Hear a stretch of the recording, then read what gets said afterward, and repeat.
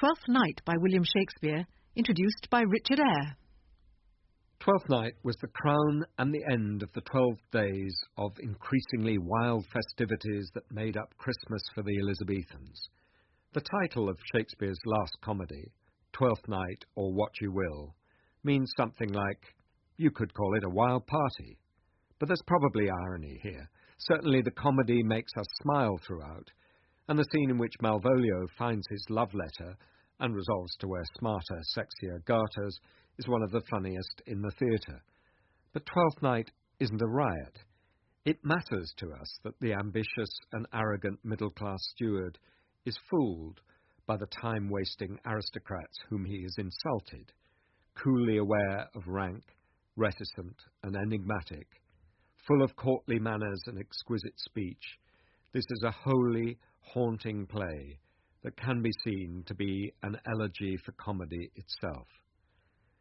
The action is dreamily constructed out of dramatic situations that have already featured in previous comedies by Shakespeare: the shipwreck, the identical twins, the faithful lonely friend called Antonio, the girl who has to woo another girl for the man she loves. There is a kind of elegiac quality here that's echoed in the play's atmosphere and the people. It's into this landlocked world, which Shakespeare calls Illyria, but is really the land of romance, that the shipwrecked twins Viola and Sebastian are blown one after another. By disguise and other multiplications of illusions, they begin to teach the dreamers what love and life are really like. Sebastian by his simplicity, Viola by her devout complexity. But the real underminer of dignity in the play, and it does follow Twelfth Night ceremonies, even if only in its fine subversion of authority, is the professional fool Feste. Odd, detached and dispossessed, as inexplicable in his comings and goings as in his mad intellectual jokes, he retains more dignity than anyone else in the play. He rightly finishes the play as musically as it began, singing his half-happy, half-sad song, Hey Ho, the Wind and the Rain.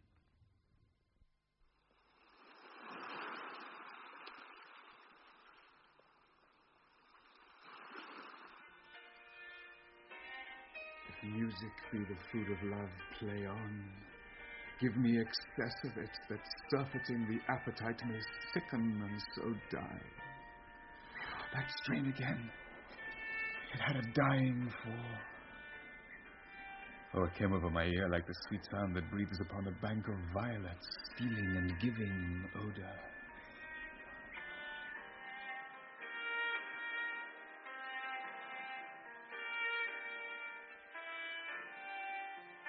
Enough, no more. It is not so sweet now as it was before.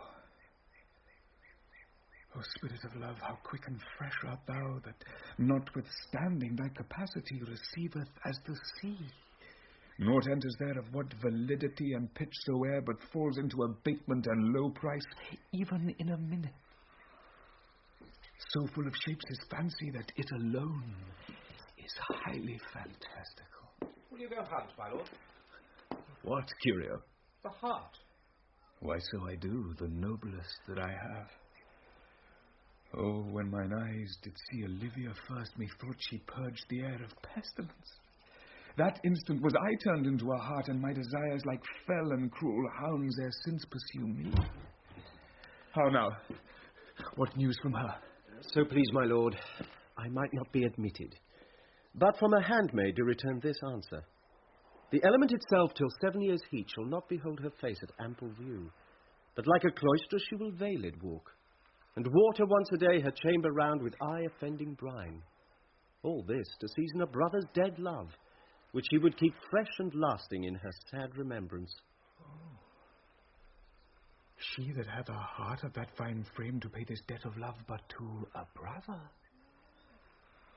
How will she love when the rich golden shaft hath killed the flock of all affections else that live in her, when liver, brain, and heart, these sovereign thrones are all supplied and filled, her sweet perfections, with one self-king? Away before me to sweet beds of flowers. Love thoughts lie rich when canopied with bowers.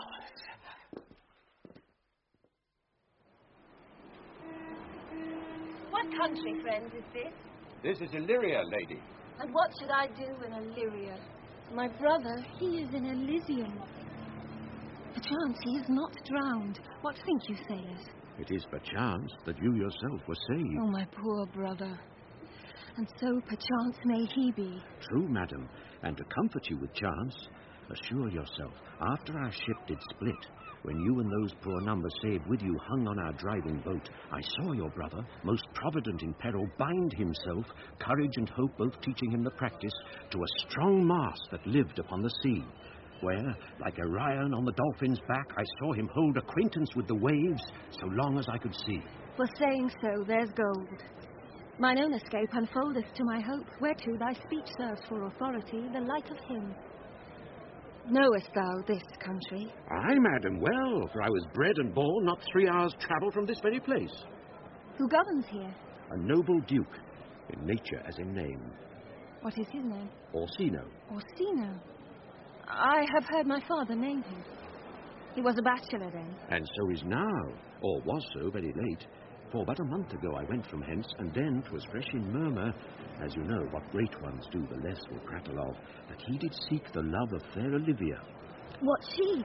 A virtuous maid, the daughter of a count that died some 12 months since, then leaving her in the protection of his son, her brother, who shortly also died.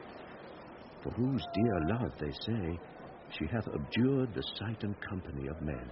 Oh, that I served that lady, and might not be delivered to the world till I had made mine own occasion mellow what my estate is. That were hard to compass, because she will admit no kind of suit, no, not the Duke's.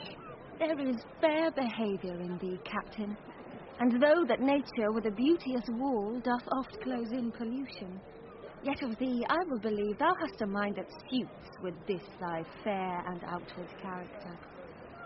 I prithee, and I'll pay thee bounteously.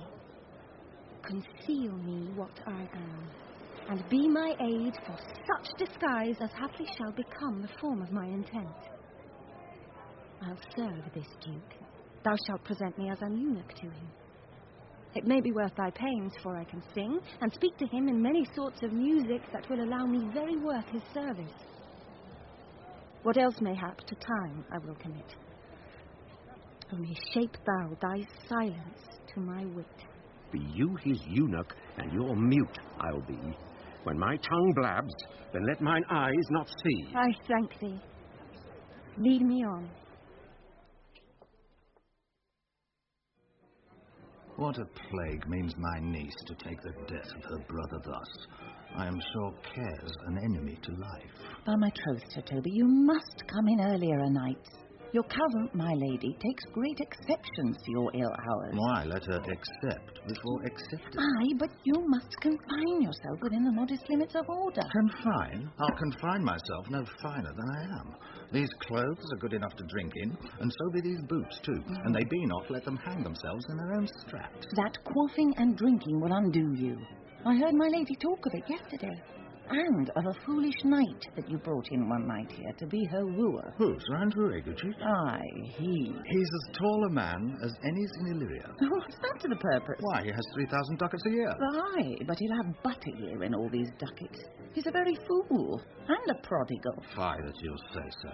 He plays with the vile de Gamboys, and speaks 3 or 4 languages, word for word, without book, and hath all the good gifts of nature. He hath indeed, all most natural. For besides that he's a fool, he's a great quarreller. And but that he hath the gift of a coward to allay the gusty having quarrelling, 'tis thought among the prudent he would quickly have the gift of the grave. By this hand, they are scoundrels and substractors that say so of him. Who are they? They that add, moreover, he's drunk nightly in your company. With drinking health to my niece. I'll drink to her as long as there is a passage in my throat and drink in Illyria. He is a coward and a quistral that will not drink to my niece till his brains turn of the toe like a parish top. What wench? Castigliano Volgo, for here comes Sir Andrew Agueface. Sir Toby Belch. How now, Sir Toby Belch? Sweet Sir Andrew. Bless you, fair shrew. Oh, and you too, sir. Accost, Sir Andrew. Accost. What's that? My niece's chambermaid. Good Mistress Accost, I desire better acquaintance. My name is Mary, sir. Good Mistress Mary Accost. You mistake, knight. Accost is front her, board her, woo her, assail her. By my troth, I would not undertake her in this company. Is that the meaning of accost? Fare you well, gentlemen. And thou let part so, Sir Andrew, would thou mightst never draw sword again. And you part so, mistress, I would I might never draw sword again. Oh. Fair lady, do you think you have fools in hand? Now, sir, thought is free. I pray you, bring your hand to the buttery bar and let it drink. Wherefore? Sweetheart, what's your metaphor? It's dry, sir. Why, I think so. I am not such an ass, but I can keep my hand dry. But what's your jest? A dry jest, sir. Are you full of them? Why, sir? I have them at my fingers' ends. Mary, now I let go your hand, I am barren. Oh, knight, thou lackst a cup of canary. When did I see thee so put down? Never in your life, I think, unless you see canary put me down. Methinks sometimes I have no more wit than a Christian or an ordinary man has. But I am a great eater of beef, and I believe that does harm to my wit. No question. And I thought that I'd forswear it. I'll ride home tomorrow, Sir Toby. Pourquoi, my dear knight? What is pourquoi? Do or not do? I would I had bestowed that time in the tongues that I have in fencing, dancing, and bear-baiting. Oh, had I but followed the art. Then hadst thou had an excellent head of hair. Why, but that have mended my hair. Past question, for thou seest it will not curl by nature. But it becomes me well enough, does not? Excellent. It hangs like flax on a distaff, and I hope to see a huswife take thee between her legs and spin it off. Faith, I'll home tomorrow, Sir Toby. Your niece will not be seen, or if she be, it's 4-1 she'll none of me. The Count himself here hard by woos her. She'll none of the Count. She'll not match above her degree, neither in estate, years, nor wit. I have heard her sweat. Tut, there's life in't, man. I'll stay a month longer. I am a fellow of the strangest mind in the world. I delight in masks and revels, sometimes altogether. Art thou good at these kickshaws, knight? As any man in Illyria, whatsoever he be, under the degree of my betters, and yet I will not compare with an old man. What is thy excellence in a galliard, knight? Faith, I can cut a caper. And I can cut the mutton toot. And I think I have the back trick, simply as strong as any man in Illyria. Wherefore are these things hid? Wherefore have these gifts a curtain before 'em? Are they like to take dusk, like Mistress Mal's picture? Why dost thou not go to church in a galliard and come home in a caranto? My very walk should be a jig. I would not so much as make water, but in a syncopace. What dost thou mean? Is it a world to hide virtues in? I did think, by the excellent constitution of thy leg, it was formed under the star of a galliard. Aye, 'tis strong, and it does indifferent well in a dun-coloured stock. Shall we set about some revels? What shall we do else? Were we not born under Taurus? Taurus? That's sides and heart. No, sir. It is legs and thighs. Let me see thee caper. Ha ha ha! Higher! Ha ha! Ha ha! Excellent! If the Duke continue these favours towards you, Cesario, you are like to be much advanced. He hath known you but 3 days, and already you are no stranger. You either fear his humour or my negligence, that you call in question the continuance of his love. Is he inconstant, sir, in his favours? No, believe me. I thank you. Here comes the Count. Restore Cesario, health. On your attendance, my lord, here. Stand you two aloof a while. Cesario, thou knowest no less but all. I have unclasped to thee the book even of my secret soul. Therefore, good youth, address thy gate unto her. Be not denied access, stand at her doors, and tell them their fixed foot shall grow till thou have audience. Sure, my noble lord, if she be so abandoned to her sorrow as it is spoke, she never will admit me. Be clamorous and leap all civil bounds rather than make unprofited return. Say I do speak with her, my lord, what then? Oh, then unfold the passion of my love. Surprise her with discourse of my dear faith. It shall become thee well to act my woes. She will attend it better in thy youth than in a nuncio's of more grave aspect. I think not so, my lord. Dear lad, believe it, for they shall yet belie thy happy years that say thou art a man. Diana's lip is not more smooth than Rubia's. Thy small pipe is as the maiden's organ, shrill and sound. And all is semblative a woman's part. I know thy constellation is right apt for this affair. Some 4 or 5 attend him. All, if you will. For I myself am best when least in company.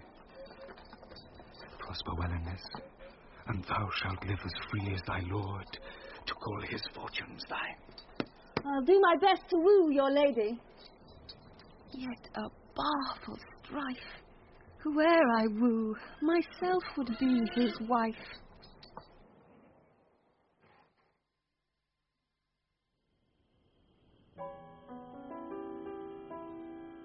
Nay, Feste, either tell me where thou hast been, or I will not open my lips so wide as a bristle may enter in way of thy excuse. My lady will hang thee for thy absence.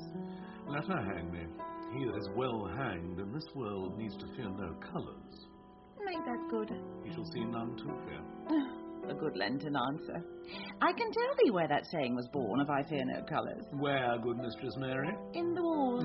And that you may be bold to say in your foolery. Well, God give them wisdom that have it, and those that are fools, let them use their talents. Yet you will be hanged for being so long absent, or to be turned away. Is that not as good as a hanging to you? Many a good hanging prevents a bad marriage. And for turning away, let summer bear it out. You're resolute, then? Not so neither, but I'm resolved on 2 points. That if one break, the other will hold, or if both break, your gaskins fall. No, apt in good faith they apt. Well, go that way. If Sir Toby would leave drinking, thou wert as witty a piece of Eve's flesh as any in Illyria. Oh, peace, you rogue. No more of that. Maria! Oh, here comes my lady. Make your excuse wisely. You were best. Wait and be thy will. Put me into good fooling. Those wits that think they have thee do very oft prove fools, and I, that am sure I lack thee, may pass for a wise man. For what says Quinopolis? Better a witty fool than a foolish wit. God bless thee, lady. Take the fool away. Do you not hear, fellows? Take away the lady. Go to your dry fool. I'll know more of you. Besides, you grow dishonest. 2 faults, Madonna, that drink and good counsel will amend. For, give the dry fool drink, then is the fool not dry. Bid the dishonest man mend himself. If he mend, he's no longer dishonest. If he cannot, let the botcher mend him. Anything that's mended is but patched. Virtue that transgresses is but patched with sin, and sin that amends is but patched with virtue. If that this simple syllogism will serve, so. If it will not, what remedy? As there is no true cuckold but calamity, so beauty's a flower. The lady bade take away the fool, therefore I say again, take her away. Sir, I bade them take away you. Misprision in the highest degree, lady, cucullus non facit monachum, which is as much as to say, I wear not motley in my brain. Good Madonna, give me leave to prove you a fool. Can you do it? Dexterously, good Madonna. Make your proof. I must catechize you for it, Madonna. Good my mouse, virtue, answer me. Well, sir, for want of other idleness, I'll bide your proof. Good Madonna, why mourn'st thou? Good fool, for my brother's death. I think his soul is in hell, Madonna. I know his soul is in heaven, fool. The more fool, Madonna, to mourn for her brother's soul being in heaven. Take away the fool, gentlemen. What think you of this fool, Malvolio? Doth he not mend? Yes, and shall do till the pangs of death shake him. Infirmity that decays the wise doth ever make the better fool. God send you, sir, a speedy infirmity for the better increasing your folly. Sir Toby will be sworn that I am no fox, but he will not pass his word for twopence that you are no fool. How say you to that, Malvolio? I marvel your ladyship takes delight in such a barren rascal. Oh. I saw him put down the other day with an ordinary fool that had no more brain than a stone. Look you now, he's out of his guard already. Unless you laugh and minister occasion to him, he is gagged. I protest I take these wise men that crow so at these set kind of fools no better than the fools they is. Oh, you are sick of self-love, Malvolio, and taste with a distempered appetite. To be generous, guiltless, and of free disposition is to take those things for bird bolts that you deem cannon bullets. There's no slander in an allowed fool, though he do nothing but rail, nor no railing in a known discreet man, though he do nothing but reprove. Now Mercury endue thee with leasing, for thou speakst well of fools. There is at the gate a young gentleman much desires to speak with you. From the Count Orsino, is it? I know not, madam. 'Tis a fair young man, and well attended. Who of my people hold him in delay? Sir Toby, madam, your kinsman. Oh, fetch him off, I pray you. He speaks nothing but madman. Fie on him. Go you, Malvolio. If it be a suit from the Count, I am sick or not at home. What you will to dismiss it. Now you see, sir, how your fooling grows old and people dislike it. I spoke for us, Madonna, as if our eldest son should be a fool, whose skull Jove crammed with brains for... Oh, here he comes. One of thy kin has a most weak pianotta. By mine honour, half drunk. What is he at the gate, cousin? A gentleman. A gentleman? What gentleman? 'Tis a gentleman here. Plague of these pickled herring. Ah, how now, sot? Good Sir Toby. Cousin, how have you come so early by this lethargy? Lechery? I defy lechery. There's one at the gate. Aye, marry, what is he? Let him be the devil any will, I care not. Give me faith, say I. Well, it's all one. What's a drunken man like, fool? Like a drowned man, a fool, and a madman. Hmm? One draught above heat makes him a fool, the second mads him, and the third drowns him. Go thou and seek the crowner, and let him sit over cuz, for he's in the third degree of drink. He's drowned. Go, look after him. He is but mad yet, Madonna, and the fool shall look to the madman. Madam. Oh. Madam, yon young fellow swears he will speak with you. I told him you were sick. He takes on him to understand so much, and therefore comes to speak with you. I told him you were asleep. He seemed to have a foreknowledge of that too, and therefore comes to speak with you. What's to be said to him, lady? He's fortified against any denial. Tell him he shall not speak with me. He has been told so, and he says he'll stand at your door like a sheriff's post and be the supporter to a bench, but he'll speak with you. What kind of man is he? Why, of mankind. What manner of man? A very ill manner. He'll speak with you, will you or no? Of what personage and years is he? Not yet old enough for a man, nor young enough for a boy. As a squash is before 'tis a pease cod, or a codling when 'tis almost an apple. 'Tis with him in standing water between boy and man. He is very well favoured, and he speaks very shrewishly. One would think his mother's milk were scarce out of him. Let him approach. Call in my gentlewoman. Gentlewoman? Aye? My lady calls. Give me my veil. Come, throw it o'er my face. We'll once more hear Orsino's embassy. The honourable lady of the house, which is she? Speak to me, I shall answer for her. Your will? Most radiant, exquisite, and unmatchable beauty. I pray you, tell me if this be the lady of the house, for I never saw her. I would be loath to cast away my speech, for besides that it is excellently well penned, I have taken great pains to con it. Good beauties, let me sustain no scorn. I am very comfortable even to the least sinister usage. Whence came you, sir? I could say little more than I have studied, and that question's out of my part. Good gentle one, give me modest assurance, if you be the lady of the house, that I may proceed in my speech. Are you a comedian? No, my profound heart. And yet by the very fangs of malice, I swear I am not that I play. Are you the lady of the house? If I do not usurp myself, I am. Most certainly, if you are she, you do usurp yourself. For what is yours to bestow is not yours to reserve. But this is from my commission. I will on with my speech in your praise, then show you the heart of my message. Come to what is important, and I forgive you the praise. Alas, I took great pains to study it, and 'tis poetical. It is the more like to be feigned. I pray you, keep it in. I heard you were saucy at my gates, and allowed your approach rather to wonder at you than to hear you.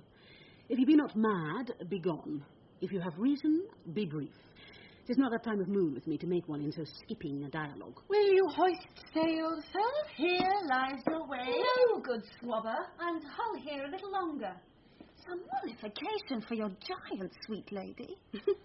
Tell me your mind. I am a messenger. Sure, you have some hideous matter to deliver when the courtesy of it is so fearful. Speak your office. It alone concerns your ear. I bring no overture of war, no taxation of homage. I hold the olive in my hand. My words are as full of peace as matter. Yet you began rudely. What are you? What would you? The rudeness that hath appeared in me have I learned from my entertainment. What I am and what I would are a secret of maidenhead. To your ears, divinity. To any others, profanation. Give us the place alone. Madam? Most sweet lady. A comfortable doctrine, and much may be said of it. Where lies your text? In Orsino's bosom. In his bosom. In what chapter of his bosom? To answer by the method, in the first of his heart. Oh, I have read it. It is heresy. Have you no more to say? Good madam, let me see your face. Have you any commission from your lord to negotiate with my face? You are now out of your text. But we will draw the curtain and show you the picture. Look you, sir. Such a one I was, this present is not well done. Excellently done, if God did all. 'Tis in grain, sir. 'Twill endure wind and weather. 'Tis beauty truly blent, whose red and white nature's own sweet and cunning hand laid on. Lady, you are the cruelest she alive, if you will lead these graces to the grave and leave the world no copy. Oh, sir, I will not be so hard-hearted. I will give out divers schedules of my beauty. It shall be inventoried, and every particle and utensil labelled to my will, as item 2 lips in different red, item 2 grey eyes with lids to them, item 1 neck, 1 chin, and so forth. Were you sent hither to praise me? I see you what you are. You are too proud. But if you were the devil, you are fair. My lord and master loves you. Oh, such love could be but recompensed, though you were crowned the nonpareil of beauty. How does he love me? With adorations, fertile tears, with groans that thunder love, with sighs of fire. Your lord does know my mind. I cannot love him. Yet I suppose him virtuous, know him noble, of great estate, of fresh and stainless youth, in voices well divulged, free, learned, and valiant, and in dimension and the shape of nature a gracious person. But yet I cannot love him. He might have took his answer long ago. If I did love you in my master's flame, with such a suffering, such a deadly life, in your denial I would find no sense. I would not understand. Why, what would you? Make me a willow cabin at your gate, and call upon my soul within the house. Write loyal cantons of contented love, and sing them loud even in the dead of night. Hallow your name to the reverberate hills, and make the babbling gossip of the air cry out, Olivia. Oh, you should not rest between the elements of air and earth, but you should pity me. You might do much. What is your parentage? Above my fortunes. Yet my state is well. I am a gentleman. Get you to your lord. I cannot love him. Let him send no more, unless, perchance, you come to me again to tell me how he takes it. Fare you well. I thank you for your pains. Spend this for me. I am no feed, post lady. Keep your purse. My master, not myself, lacks recompense. Love, make his heart of flint that you shall love, and let your fervour, like my master's, be placed in contempt. Farewell, fair cruelty. What is your parentage? Above my fortunes, yet my state is well. I am a gentleman. I'll be sworn thou art. Thy tongue, thy face, thy limbs, actions, and spirit do give thee 5-fold blazon. Oh, not too fast. Soft. Soft. Unless the master were the man. How now? Even so quickly may one catch the plague? Methinks I feel this youth's perfections with an invisible and subtle stealth to creep in at mine eyes. Well, let it be. What ho, Malvolio! Here, madam, at your service. Run after that same peevish messenger, the county's man. He left this ring behind him. Would I or not? Tell him I'll none of it. Desire him not to flatter with his lord, nor hold him up with hopes. I am not for him. If that the youth will come this way tomorrow, I'll give him reasons for it. Hie thee, Malvolio. Madam, I will. I do, I know not what, and fear to find mine eye too great a flatterer for my mind. Fate, show thy force. Ourselves we do not owe. What is decreed must be. And be this so.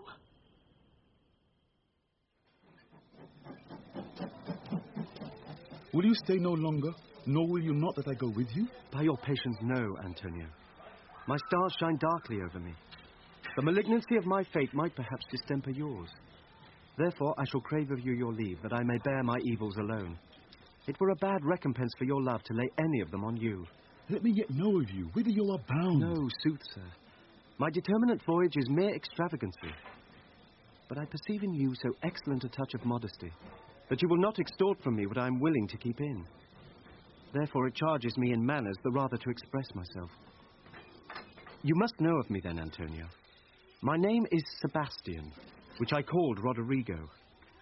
My father was that Sebastian of Messalene, whom I know you have heard of. He left behind him myself and a sister, both born in an hour. If the heavens had been pleased, would we had so ended. But you, sir, altered that. For some hour before you took me from the breach of the sea was my sister drowned. Alas for day. A lady, sir, though it was said she much resembled me, was yet of many accounted beautiful. But though I could not with such estimable wonder overfar believe that, yet thus far I will boldly publish her. She bore a mind that envy could not but call fair. She is drowned already, sir, with salt water, though I seem to drown her remembrance again with more. Pardon me, sir, your bad entertainment. Oh, good Antonio, forgive me your trouble. If you will not murder me for my love, let me be your servant. If you will not undo what you have done, that is, kill him whom you have recovered, desire it not. Fare ye well at once. My bosom is full of kindness, and I am yet so near the manners of my mother that upon the least occasion more mine eyes will tell tales of me. I am bound to the Count Orsino's court. Farewell. The gentleness of all the gods go with thee. I have many enemies in Orsino's court, else would I very shortly see thee there. But come what may, I do adore thee so that danger shall seem sport, and I will go.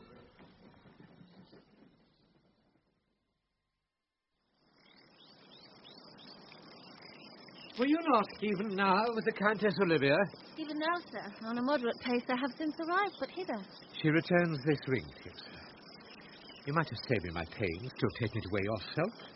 She adds, moreover, that you shall put your lord into a desperate assurance she will none of him.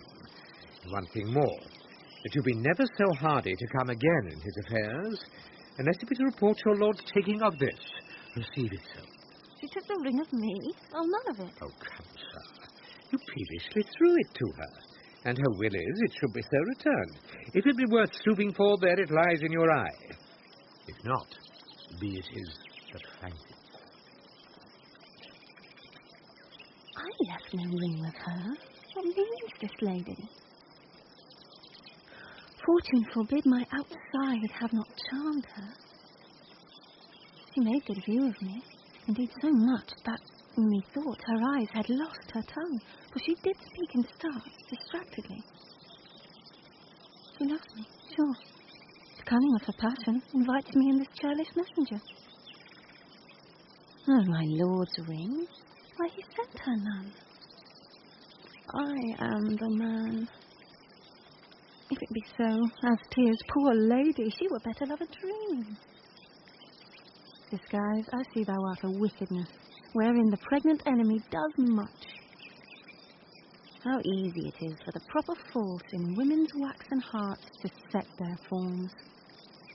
Alas, our frailty is the cause, not we. As such as we are made, if such we be. How will this fudge? My master loves her dearly, and I, poor monster, fond as much on him, and she, mistaken, seems to dote on me. become of this? As I am man, my state is desperate for my master's love.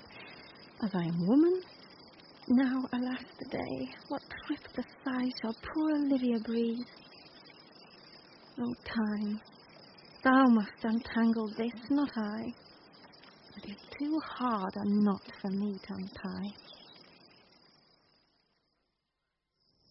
Approach, Sir Andrew. Not to be abed after midnight is to be up betimes, and deliculo surgere. Thou knowest? Nay, by my troth, I know not, but I know to be up late is to be up late. A false conclusion. I hate it as an unfilled can. To be up after midnight and to go to bed then is early, so that to go to bed after midnight is to go to bed betimes. Does not our lives consist of the four elements? Faith, so they say, but I think it rather consists of eating and drinking. That a scholar. Let us therefore eat and drink. Marion, I say, a stoup of wine. Here comes the fool, Faith. Aha! Well, now, my heart. Did you never see the picture of we three? Welcome, ass. Now let's have a catch. Oh, by my troth, the fool has an excellent breast. I had rather than 40 shillings I had such a leg, and so sweet a breath to sing as the fool has. In sooth, thou wast in very gracious fooling last night, when thou spokest of Pigrog Romitus of the Vapians passing the equinoctial of Quibus. It was very good, i' faith. I sent thee sixpences for thy leman. Hadst it? I did. Impetticoat thy gratillity. For Malvolio's nose is no whipstock, my lady has a white hand, and the Myrmidons are no bottle ale houses. Excellent. Why, this is the best fooling when all is done. Now, a song. Go on. There's fixtures for you. Let's have a song. There's a testrel of me, too. If one night give us... Would you have a love song or a song of good life? A love song. A love song. Aye, I care not for good life.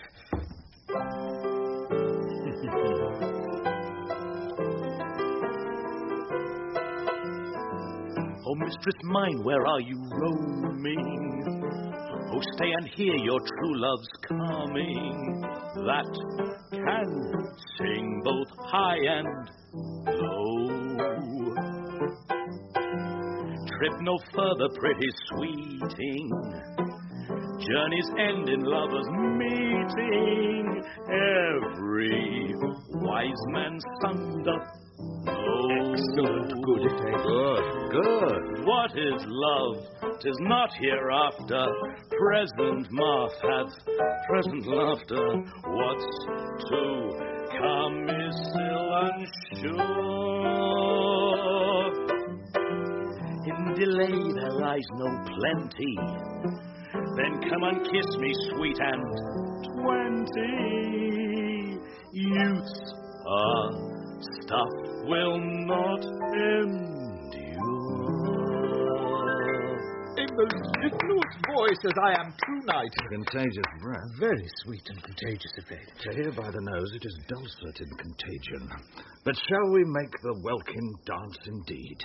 Shall we rouse the night owl in a catch that will draw 3 souls out of one weaver? Shall we do that? And you love me. Let's do it. I am dog at a catch. My lady says some dogs will catch well. Most certain. Let our catch be thou knave. Hold thy peace, thou knave, knight.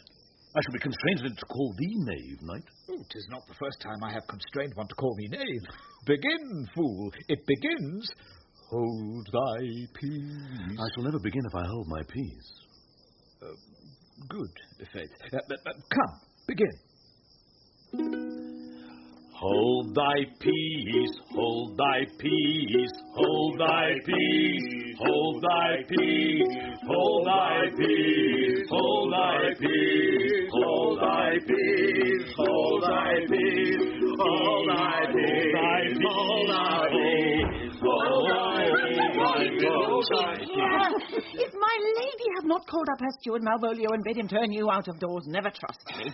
My ladies, Catayan, we are politicians, Malvolio's a Pegaramsey, and 3 merry men be we.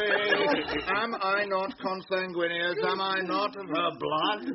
Tilly Valley, lady, There dwelt a man in Babylon, lady. Beshrew me, the knight's in admirable fooling. He does well enough if he be disposed, and so do I too. He does it with a better grace, but I do it more naturally. On the 12th day of December. God, peace! Oh, my masters, are you mad? Or what are you? Have you no wit, manners, nor honesty, but to gabble like tinkers at this time of night? Do you make an alehouse of my lady's house, that she squeak out your coziers catches without any mitigation or remorse of voice? Is there no respect of place, persons, nor time in you? We did keep time, sir, in our catches. Snack up. Toby, I must be round with you.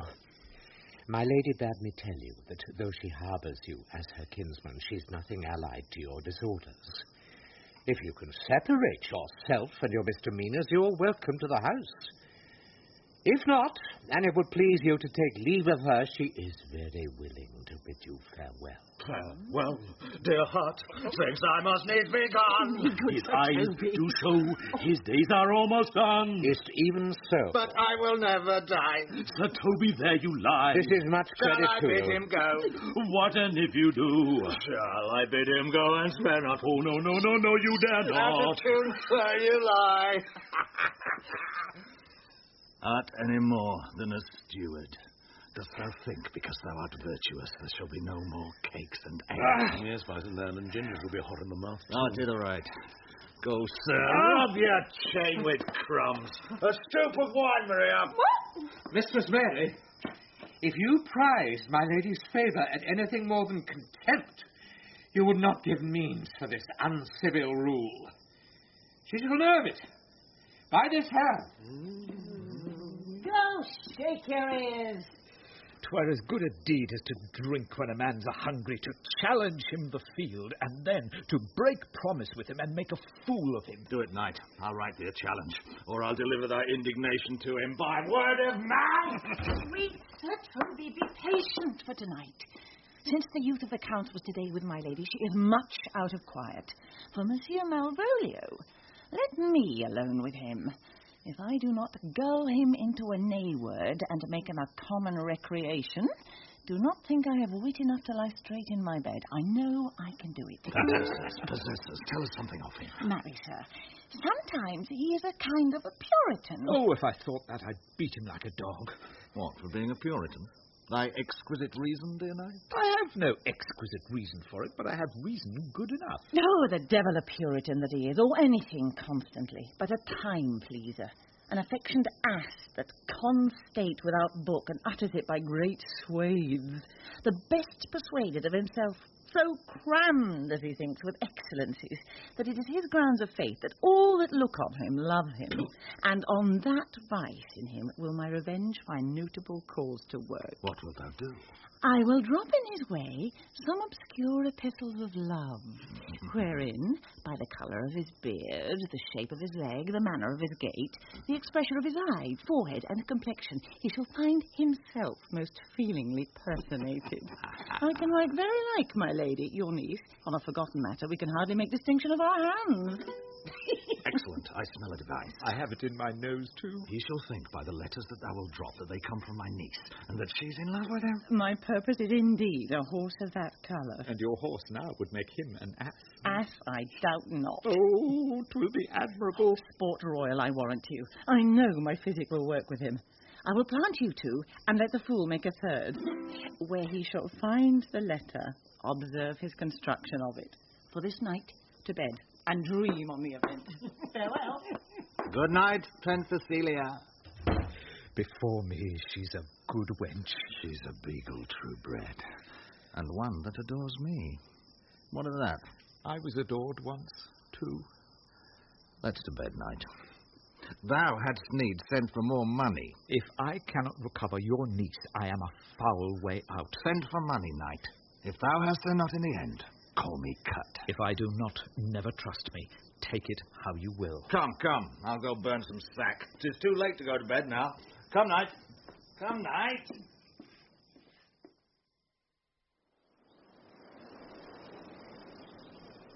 Give me some music now, good morrow, friends. Now, good Cesario, but that piece of song, that old and antique song we heard last night, methought it did relieve my passion much more than light airs and recollected terms of these most brisk and giddy-paced times. Come, but one verse. He is not here, so please your lordship, that should sing it. Who was it? Feste the jester, my lord. A fool that the Lady Olivia's father took much delight in. He is about the house. Seek him out, and play the tune a while. My lord. Come hither, boy. If ever thou shalt love in the sweet pangs of it, remember me. For much as I am, all true lovers are, unstaid and skittish in all motions else, save in the constant image of the creature that is beloved. How does I like this tune? It gives the very echo to the seat where love is throned. Oh, thou dost speak masterly. My life upon it, young though thou art, thine eye hath stayed upon some favour that it loves, hath it not, boy? A little by your favour. What kind of woman is? Of your complexion. She's not worthy, then. What years is it? About your years, my lord. Too old, by heaven. Let still the woman take an elder than herself, so wears she to him, so sways she level in her husband's heart. For boy, however we do praise ourselves, our fancies are more giddy and unfirm, more longing, wavering, sooner lost and worn than women's are. I think it well, my lord. Then let thy love be younger than thyself, for thy affection cannot hold the bent, for women are as roses, whose fair flower being once displayed doth fall that very hour. And so they are. Alas that they are so, to dying when they to perfection grow. Oh, my lord. Fellow, come! The song we had last night. Mark it, Cesario, 'tis old and plain. The spinsters and the knitters in the sun, and the free maids that weave their thread with bones that used to chant it. Oh, it's silly, sooth. And galleys with the innocence of love, like the old age. Are you ready, sir? Aye, pretty thing.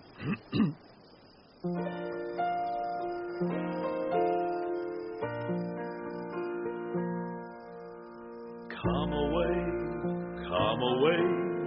death, and in sad cypress let me be laid. Fly away, breath.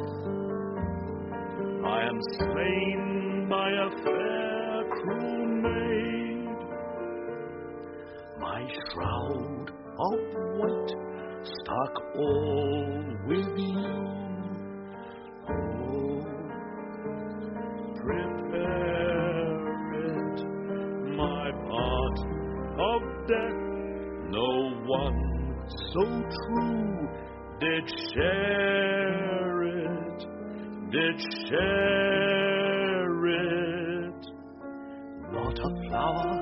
Not a flower sweet on my black coffin let there be strewn.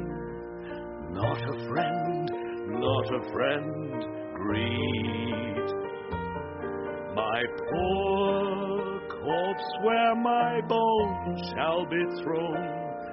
1,000 sighs to say, lay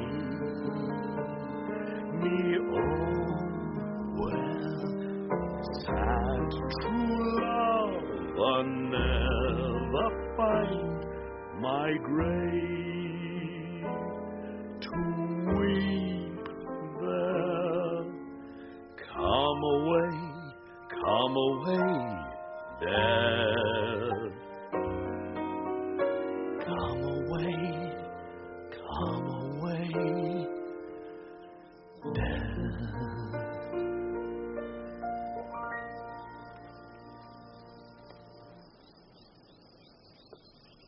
There's for thy pains. No pain, sir. I take pleasure in singing. I'll pay thy pleasure, then. Truly, sir, and pleasure will be paid, one time or another. Give me now leave to leave thee. Now the melancholy god protect thee, and the tailor make thy doublet of changeable taffeta, for thy mind is very opal. I would have men of such constancy put to sea, that their business might be everything, and their intent everywhere, for that's it that always makes a good voyage of nothing. Farewell. Let all the rest give place. My lord. Once more, Cesario. Get thee to yon same sovereign cruelty, tell her my love, more noble than the world, prizes not quantity of dirty lands. The parts that fortune hath bestowed upon her, tell her I hold as giddily as fortune. But 'tis that miracle and queen of gems that nature pranks her in, attracts my soul. But if she cannot love you, sir... It cannot be so answered. Sooth, but she must. Say that some lady, as perhaps there is, hath for your love as great a pang of heart as you have for Olivia. You cannot love her. You tell her so. Must she not then be answered? There is no woman's sides can bide the beating of so strong a passion as love doth give my heart. No woman's heart so big to hold so much, they lack retention. Alas, their love may be called appetite, no motion of the liver, but the palate that suffers surfeit, cloyment, and revolt. But mine is all as hungry as the sea, and can digest as much. Make no compare between that love a woman can bear me and that I owe Olivia. Aye, but I know. What dost thou know? Too well what love women to men may owe. In faith, they are as true of heart as we. My father had a daughter loved a man, as it might be, perhaps, were I a woman, I should your lordship. And what's her history? A blank, my lord. She never told her love, but let concealment, like a worm i' the bud, feed on her damask cheek. She pined in thought, and with a green and yellow melancholy, she sat like Patience on a monument, smiling at grief. Was not this love indeed? We men may say more, swear more, but indeed our shows are more than will, for still we prove much in our vows, but little in our love.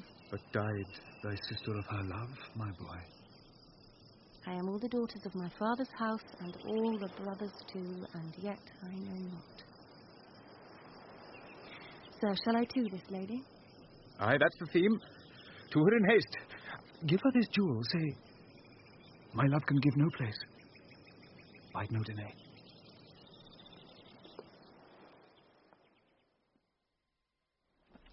Come thy ways, Senior Fabian. Nay, I'll come. If I lose a scruple of this sport, let me be boiled to death with melancholy. Wouldst thou not be glad to have the niggardly, rascally sheep-biter come by some notable shame? I would exult, man. You know how he brought me out of favour with my lady about a bear baiting here? To anger him, we'll have the bear again, and we will fool him black and blue. Shall we not, Sir Andrew? And we do not. It is pity of our lives. Here comes the little villain. How now, my metal of India? Get ye all three into the box tree. Malvolio's coming down this walk. He has been yonder in the sun, practising behaviour to his own shadow this half hour. Observe him for the love of mockery, for I know this letter will make a contemplative idiot of him. Close, in the name of jesting. Right now there, letter, for here comes the trout that must be caught with tickling. 'Tis but fortune. All is fortune. Maria once told me she'd affect me, and I've heard herself come thus near that should she fancy, it should be one of my complexion. Besides, she uses me with a more exalted respect than anyone else that follows her. What should I think on't? Here's an overweening rogue. Oh, peace. Contemplation makes a rare turkey cock of him. How he jets under his advanced plumes. Slight I could so beat the rogue. Peace, I say. To be Count Malvolio. Pistol him, pistol him. Peace. There is example for it. The lady of the straight chain married the yeoman of the wardrobe. Fie on him, Jezebel. Oh, peace. Now he's deeply in. Look how imagination blows him. Having been 3 months married to her, sitting in my state. Oh, for a stone bow to hit him in the eye. Calling my officers about me in my branched velvet gown, having come from a daybed where I'd left Olivia sleeping. Fire and brimstone. Oh, peace. And then to have the humour of state. And after a demure travel of regard, telling them, I know my place, as I would they should do theirs, to ask for my kinsman, Toby. Bolts and shackles. Oh, peace. 7 of my people, with an obedient start, make out for him. I frown a while, and perchance wind up my watch, or play with my, some rich jewel. Toby approaches. curtsies there to me. Shall this fellow live? Though our silence be drawn from us with cars, yet peace. I extend my hand to him thus, quenching my familiar smile with an austere regard of control. And does not Toby take you a blow the lips, then? Saying, Cousin Toby, my fortunes having cast me on your niece, give me this prerogative of speech. What? You must amend your drunkenness. Out, scamp. Nay, patience, or we break the sinews of the plot. Besides, you waste the treasure of your time with a foolish knight. That's me, I warrant you. One Sir Andrew. I knew 'twas I for many to call me fool. Oh, what employment have we here? Now is the woodcock near the gin. Oh, peace, and the spirit of humour's intimate reading aloud to him. By my life, this is my lady's hand. These be her very C's, her U's, and her T's. And thus makes she her great P's. It is in contempt of question her hand. Her C's, her U's, and her T's? Why that? To the unknown beloved, this and my good wishes. Her very phrases, by your leave, waxed, soft, and the impressure her Lucrece, with which she uses to seal. 'Tis my lady. To whom should this be? This wins him liver and all. Jove knows I love, but who? Lips do not move. No man must know. No man must know what follows. The number's altered. No man must know. If this should be thee, Malvolio. Marry, hang thee, Brock. I must command where I adore, but silence like a Lucrece knife with bloodless stroke, my heart doth gore. M-O-A-I doth sway my life. A fustian riddle. Excellent wench, say I. M-O-A-I doth sway my life. Nay, but first, let me see. What a dish of poison has she dressed him. And with what wing the Daniel checks it. I may command where I adore. Why, she may command me. I serve her. She is my lady. Why, this is evident to any formal capacity. There is no obstruction in this, and the end. What should that alphabetical position portend? If I could make that resemble something in me, softly. M-O-A-I. Oh, I make up that. He is now at a cold scent. Souter will cry upon for all this, though it be as rank as a fox. Emma. Malvolio. Why, that begins my name. Did I not say that he would work it out? That cur is excellent at faults. M. But then there is no consonancy in the sequel that suffers under probation. A should follow, but O does. And O shall end, I hope. Aye, or I'll cudgel him and make him cry O. And then I comes behind. Aye. And you had any eye behind you, you might see more detraction at your heels than fortunes before you. M-O-A-I. This simulation is not as the former. And yet to crush this a little, it would bow to me. For every one of these letters are in my name, soft. Here follows prose. If this fall into thy hand, revolve in my stars, I am above thee. But be not afraid of greatness. Some are born great, some achieve greatness, and some have greatness thrust upon them. Thy fates open their hands, let thy blood and spirit embrace them, and to inure thyself to what thou art like to be, cast thy humble sloth and appear fresh. Be opposite with a kinsman, surly with servants. Let thy tongue tang arguments of state. Put thyself into the trick of singularity. She thus advises thee that sighs for thee. Remember who commended thy yellow stockings and wished to see thee ever cross-gartered. I say, remember. Go to, thou art made, if thou desirest to be so. If not, let me see thee a steward still, a fellow of servants, and not worthy to touch fortune's fingers. Farewell, she that would alter services with thee, the fortunate unhappy. Daylight and champagne discovers not more. This is open. I will be proud. I will read politic authors.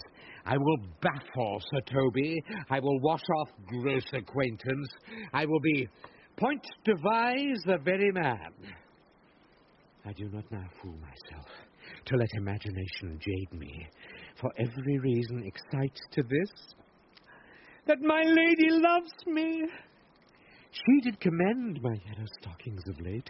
She did praise my leg being cross-gartered, and in this she manifests herself to my love, and with a kind of injunction drives me to these habits of her liking. Thank my stars. I am happy. I will be strange, stout, in yellow stockings and cross-gartered, even with the swiftness of putting on. Jove and my stars be praised. Here is yet a postscript. Thou canst not choose but know who I am. If thou entertainst my love, let it appear in thy smiling. Thy smiles become thee well. Therefore in my presence still smile, dear my sweet, I prithee. Oh, Jove, I thank thee, I will smile. I will do everything that thou wilt have me. I will not give me part of this sport for a pension of thousands to be paid from the Sophie. I could marry this wench for this device. So could I. And ask no other dowry with her but such another jest. Nor I neither. Oh, here comes my noble girl, Captain. Wilt thou set thy foot on my neck? Or on mine either. Shall I play my freedom at trade trip and become thy bond slave? If faith or I either. Why, thou hast put him in such a dream that when the image of it leaves him, he must run mad. Nay, but say true, does it work upon him? Like Aquavita with a midwife. Well, if you will then see the fruits of the sport, mark his first approach before my lady. He will come to her in yellow stockings, and 'tis a colour she abhors, and cross-gartered, a fashion she detests. And he will smile upon her, which will now be so unsuitable to her disposition, being addicted to a melancholy as she is, that it cannot but turn him into a notable contempt. If you will see it, follow me. To the gates of Tartar, thou most excellent devil of wit. I'll make one too.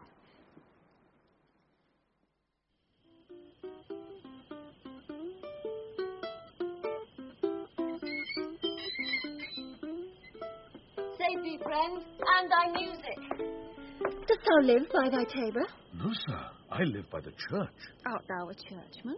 No such matter, sir. I do live by the church, for I do live at my house, and my house doth stand by the church. So mayst thou say the king lies by a beggar if a beggar dwell near him, or the church stands by thy tabor if thy tabor stand by the church. You have said, sir. To see this age, a sentence is but a cheverel glove to a good wit. How quickly the wrong side may be turned outward. Nay, that's certain. They that dally nicely with words may quickly make them wanton. I would therefore my sister had no name, sir. Why, man? Why, sir, her name's a word, and to dally with that word might make my sister wanton. But indeed words are very rascals, since bonds disgrace them. Thy reason, man? Truth, sir, I can yield you none without words, and words are grown so false I am loath to prove reason with them. I warrant thou art a merry fellow, and carest for nothing. Not so, sir. I do care for something. But in my conscience, sir, I do not care for you. If that be to care for nothing, sir, I would it would make you invisible. Art not thou the Lady Olivia's fool? No, indeed, sir. The Lady Olivia has no folly. She will keep no fool, sir, till she be married.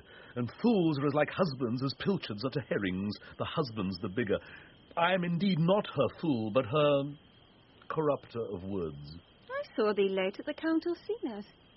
Foolery, sir, does walk about the orb like the sun. It shines everywhere. I would be sorry, sir, but the fool should be as oft with your master as with my mistress. I think I saw your wisdom there. Nay, and thou pass upon me, I'll no more with thee. Hold. There's expenses for thee. Oh. Now, Jove, in his next commodity of hair, send thee a beard. By my troth, I'll tell thee, I am almost sick for one, though I would not have it grow on my chin. Is thy lady within? Would not a pair of these have bred, sir? Yes, being kept together and put to use. I would play Lord Pandarus of Phrygia, sir, to bring a Cressida to this Troilus. I understand you, sir. 'Tis well begged. The matter, I hope, is not great, sir. Begging but a beggar. Cressida was a beggar. My lady is within, sir. I will conster to them whence you come. Who you are and what you would are out of my welkin. I might say element, but the word is overwarm. this fellow is wise enough to play the fool, and to do that well craves a kind of wit. He must observe their mood on whom he jests, the quality of persons, and the time, and, like the haggard, check at every feather that comes before his eye. This is a practice as full of labour as a wise man's art. For folly that he wisely shows is fit, but wise men, folly fallen, quite taint their wit. Save you, gentlemen. And you, sir. Dieu vous garde, monsieur. Vous aussi, votre serviteur. I hope, sir, you are, and I am yours. Will you encounter the house? My niece is desirous you should enter, if your trade be too hard. I am bound to your niece, sir. I mean, she is the list of my voyage. Taste your legs, sir. Put them to motion. My legs do better understand me, sir, than I understand what you mean by bidding me taste my legs. I mean, to go, sir, to enter. I will answer you with gate and entrance. But we are prevented. Most excellent, accomplished lady, the heavens rain odours on you. That youth a rare courtier, rain odours? Well... My matter hath no voice, lady, but to your own most pregnant and vouchsafed ear. Odours? Pregnant and vouchsafed? I get 'em all three already. Let the garden door be shut and leave me to my hearing. Give me your hand, sir. My duty, madam, and most humble service. What is your name? Cesario is your servant's name, fair princess. My servant, sir. 'Twas never merry world since lowly feigning was called compliment. Your servant to the Count Orsino, youth. And he is yours, and his must needs be yours. Your servant's servant is your servant, madam. For him I think not on him. For his thoughts, would they were blanks rather than filled with me. Madam, I come to whet your gentle thoughts on his behalf. Oh, Viola, I pray you, I bade you never speak again of him. But would you undertake another suit? I had rather hear you to solicit that than music from the spheres. Dear lady. Give me leave, beseech you. I did send, after the last enchantment you did hear, a ring in chase of you. So did I abuse myself, my servant, and, I fear me, you. Under your hard construction must I sit to force that on you in a shameful cunning, which you knew none of yours. What might you think? Have you not set mine honour at the stake, and baited it with all the unmuzzled thoughts that tyrannous heart can think? To one of your receiving enough is shown. A cypress, not a bosom, hides my heart. So let me hear you speak. I pity you. That's a degree to love. No, not agrees, for 'tis a vulgar proof that very oft we pity enemies. Why then, methinks 'tis time to smile again. O world, how apt the poor are to be proud. If one should be a prey, how much the better to fall before the lion than the wolf. The clock upbraids me with a waste of time. Be not afraid, good youth. I will not have you. And yet, when wit and youth is come to harvest, your wife is like to reap a proper man. There lies your way, due west. Then westward ho. Grace and good disposition attend your ladyship. You'll nothing, madam, to my lord by me. Stay! I prithee, tell me what thou thinkst of me. That you do think you are not what you are. If I think so, I think the same of you. Then think you right. I am not what I am. I would you were as I would have you be. Would it be better, madam, than I am? I wish it might, for now I am your fool. Oh, what a deal of scorn looks beautiful in the contempt and anger of his lip. The murderous guilt shows not itself more soon than love that would seem hid. Love's night is noon. Cesario, by the roses of the spring, by maidhood, honour, truth, and everything, I love thee so. that mock all thy pride, nor wit nor reason can my passion hide. Do not extort thy reasons from this clause, for that I woo, thou therefore hast no cause, but rather reason, thus with reason fetter. Love sought is good, but given unsought is better. By innocence I swear, and by my youth, I have one heart, one bosom, and one truth, and that no woman has, nor never none shall be mistress of it, save I alone. And so adieu, good madam. Nevermore will I my master's tears to you deplore. Yet come again, for thou perhaps mayst move that heart which now abhors to like his love.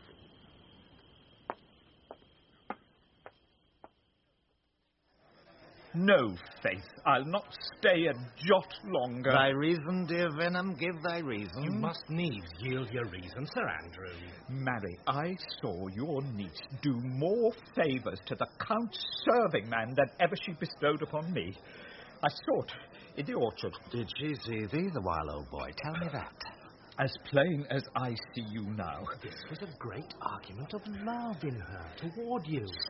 Slight, will you make an ass of me? I will prove it legitimate, sir, upon the oaths of judgment and reason. And they have been grand jurymen since before Noah was a sailor. She did show favour to the youth in your sight, only to exasperate you, to awake your dormouse valour, to put fire in your heart and brimstone in your liver. You should then have accosted her. And with some excellent jests, fire new from the mint, you should have banged the youth into dumbness. This was looked for at your hand, and this was balked. The double guilt of this opportunity, you let time wash off. You now sail into the north of my lady's opinion, where you'll hang like an icicle on a Dutchman's beard, unless you do redeem it by some laudable attempt either of valour or policy. And be anyway, it must be with valour, for policy I hate. I'd as lief be a brownist as a politician. Why, then, build me thy fortunes upon the basis of valour. Challenge me the Count's youth to fight with him. Hurt him in 11 places. My niece shall take note of it, and assure thyself there is no love broker in the world can more prevail in man's commendation with woman than report of valour. But there is no way but this, Sir Andrew. Will either of you bear me a challenge to him? Go, write it in a martial hand. Be cursed and brief. It is no matter how witty, so it be eloquent and full of invention. Taunt him with the license of ink. If thou vowest him some thrice, it shall not be amiss, and as many lies as will lie in thy sheet of paper, although the sheet were big enough for the bed of ware in England. Set 'em down, go about it. Let there be gall enough in thy ink, though thou write with a goose pen, no matter. About it. Where shall I find you? We'll call thee at thy cubiculo. Go. This is a dear mannequin to you, Sir Toby. I have been dear to him, lad, some 2,000 strong or so. Oh, we shall have a rare letter from him. But you'll not deliver it. Never trust me, then. And by all means, stir on the youth to an answer. I think oxen and wain ropes cannot hail them together. For Andrew, if he were opened and you find so much blood in his liver as will clog the foot of the flea, I'll eat the rest of the anatomy. And his opposite, the youth bears in his visage no great presage of cruelty. Look where the youngest wren of 9 comes. If you desire the spleen and will laugh yourselves into stitches, follow me. Yond gull, Malvolio, is turned heathen, a very renegado, for there is no Christian that means to be saved by believing rightly can ever believe such impossible passages of grossness. He's in yellow stockings. And cross-gartered. Most villainously. Like a pedant that keeps a school at the church. I have dogged him like his murderer. He does obey every point of the letter that I dropped to betray him. He does smile his face into more lines than is in the new map, with the augmentation of the Indies. You have not seen such a thing as 'tis. I can hardly forbear hurling things at him. I know my lady will strike him. If she do, he'll smile and take it for a great favour. Come, bring us where he is.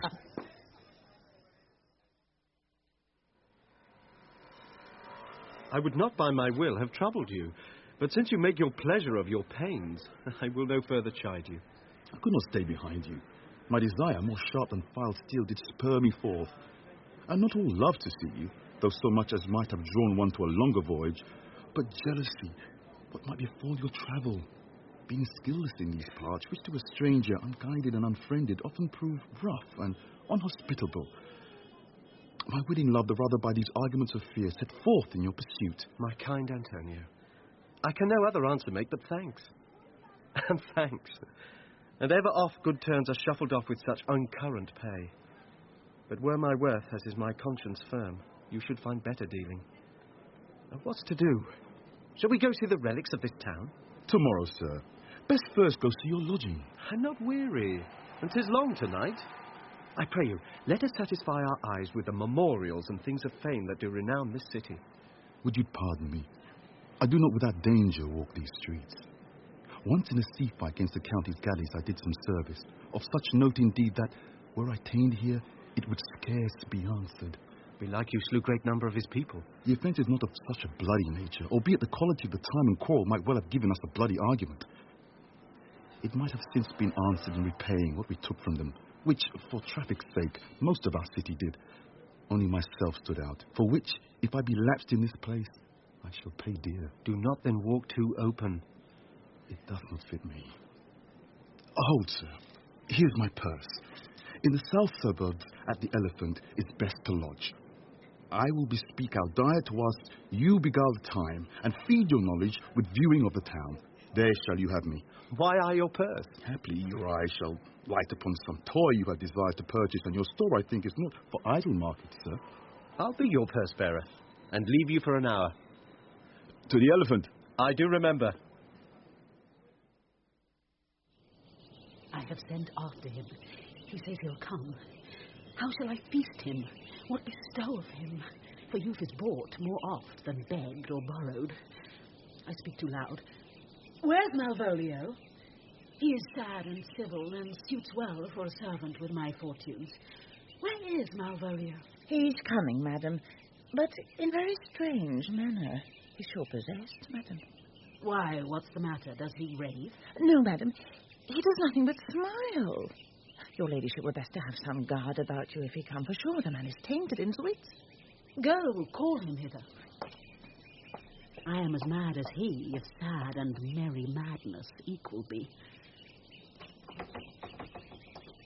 How now, Malvolio? Smilest thou? I sent for thee upon a sad occasion. Sad, lady? I could be sad. This does make some obstruction in the blood, this cross-gartering. But what of that? If it please the eye of one, it is with me as the very true sonnet is. Please one and please all. Why, how dost thou, man? What is the matter with thee? Not black in my mind, though yellow in my leg. It did come to his hands, and commands shall be executed. I think we do know the sweet Roman hand. Wilt thou go to bed, Malvolio? To bed? Aye, sweetheart, and I'll come to thee. Comfort thee. Why dost thou smile so and kiss thy hand so oft? How do you, Malvolio? At your request. Yes, nightingales answered alls. Why appear you with this ridiculous boldness before my lady? Be not afraid of greatness, 'twas well writ. What meanest thou by that, Malvolio? Some are born great. Huh? Some achieve greatness. What sayest thou? And some have greatness thrust upon them.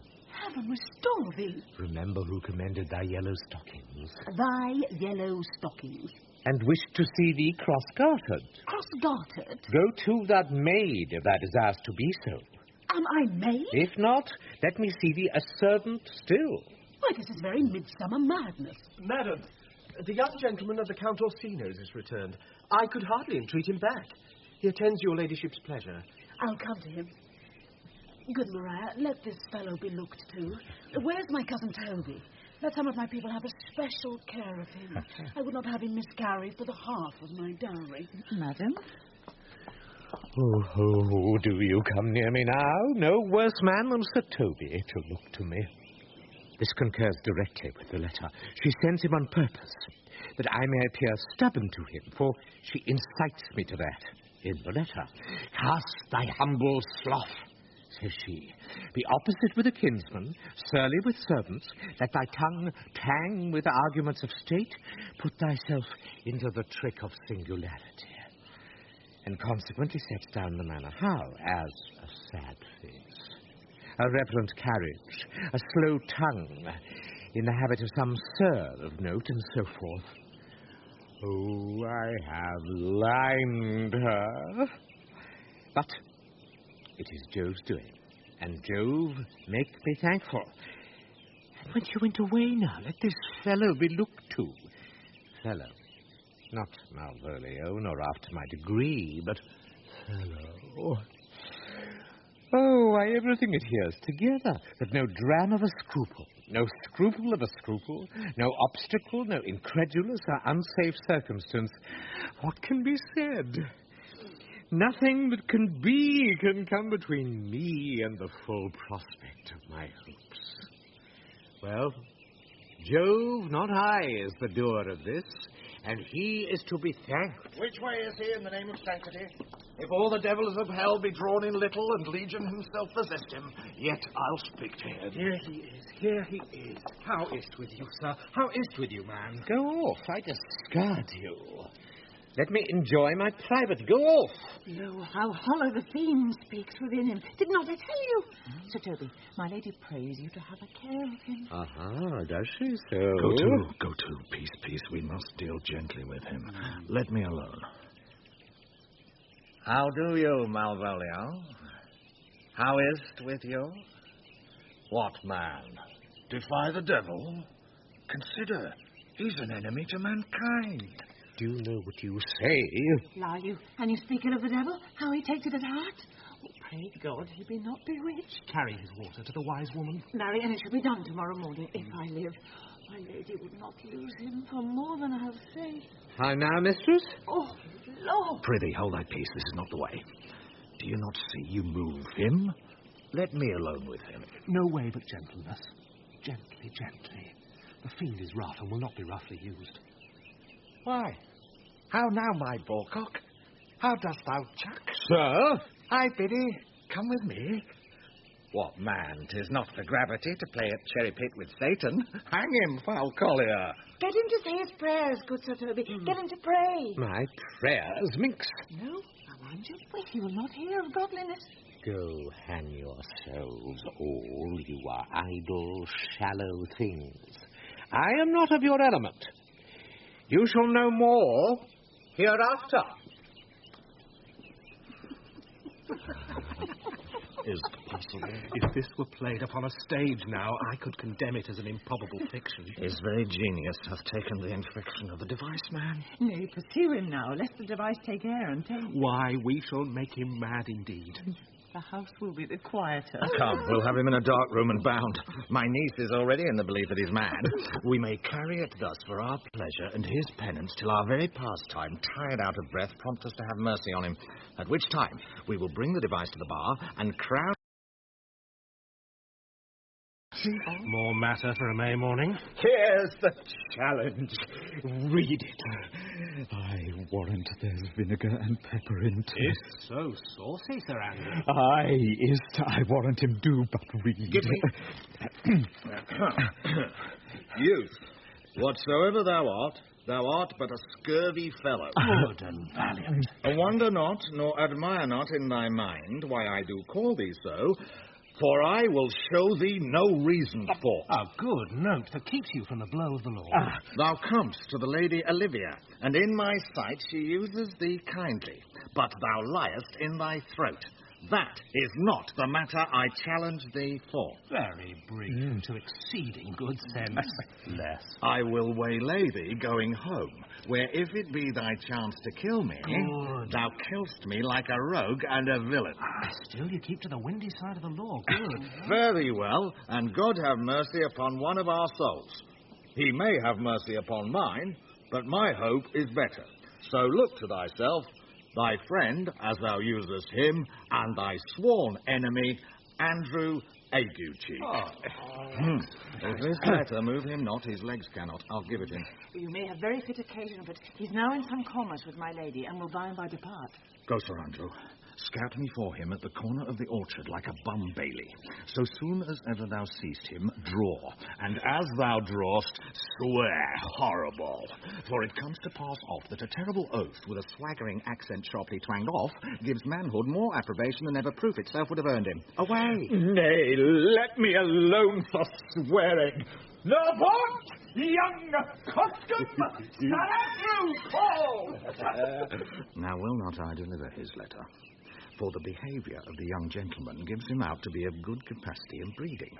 His employment between his lord and my niece confirms no less. Therefore, this letter, being so excellent ignorant, will breed no terror in the youth. He will find it comes from a clodpole.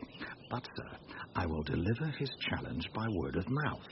Set upon ague cheek a notable report of valour, and drive the gentleman, as I know his youth will aptly receive it, into a most hideous opinion of his rage, skill, fury, and impetuosity. This will so fright them both that they will kill one another by the look, like cockatrices. Here he comes with your niece. Give them way till he take leave, and presently after him. I will meditate the while upon some horrid message for a challenge. This way. I have said too much unto a heart of stone, and made mine honour too unchariot. There's something in me that reproves my fault, but such a headstrong, potent fault it is that it but mocks reproof. With the same haviour that your passion bears goes on my master's griefs. Here, wear this jewel for me. 'Tis my picture.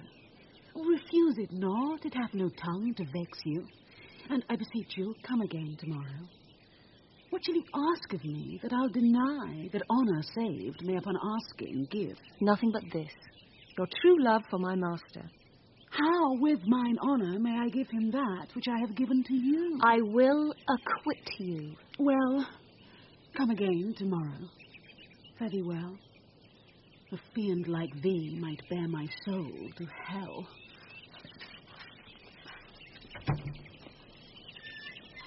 Gentlemen, God save thee. And you, sir? That defence thou hast, betake thee to't. Of what nature the wrongs are thou hast done him, I know not. But thy interceptor, full of despite, bloody as the hunter, attends thee at the orchard end. Dismount thy tuck. Be yare in thy preparation, for thy assailant is quick, skilful, and deadly. You mistake, sir. I'm sure no man hath any quarrel to me. My remembrance is very free and clear from any image of offence done to anyone. You'll find it otherwise, I assure you.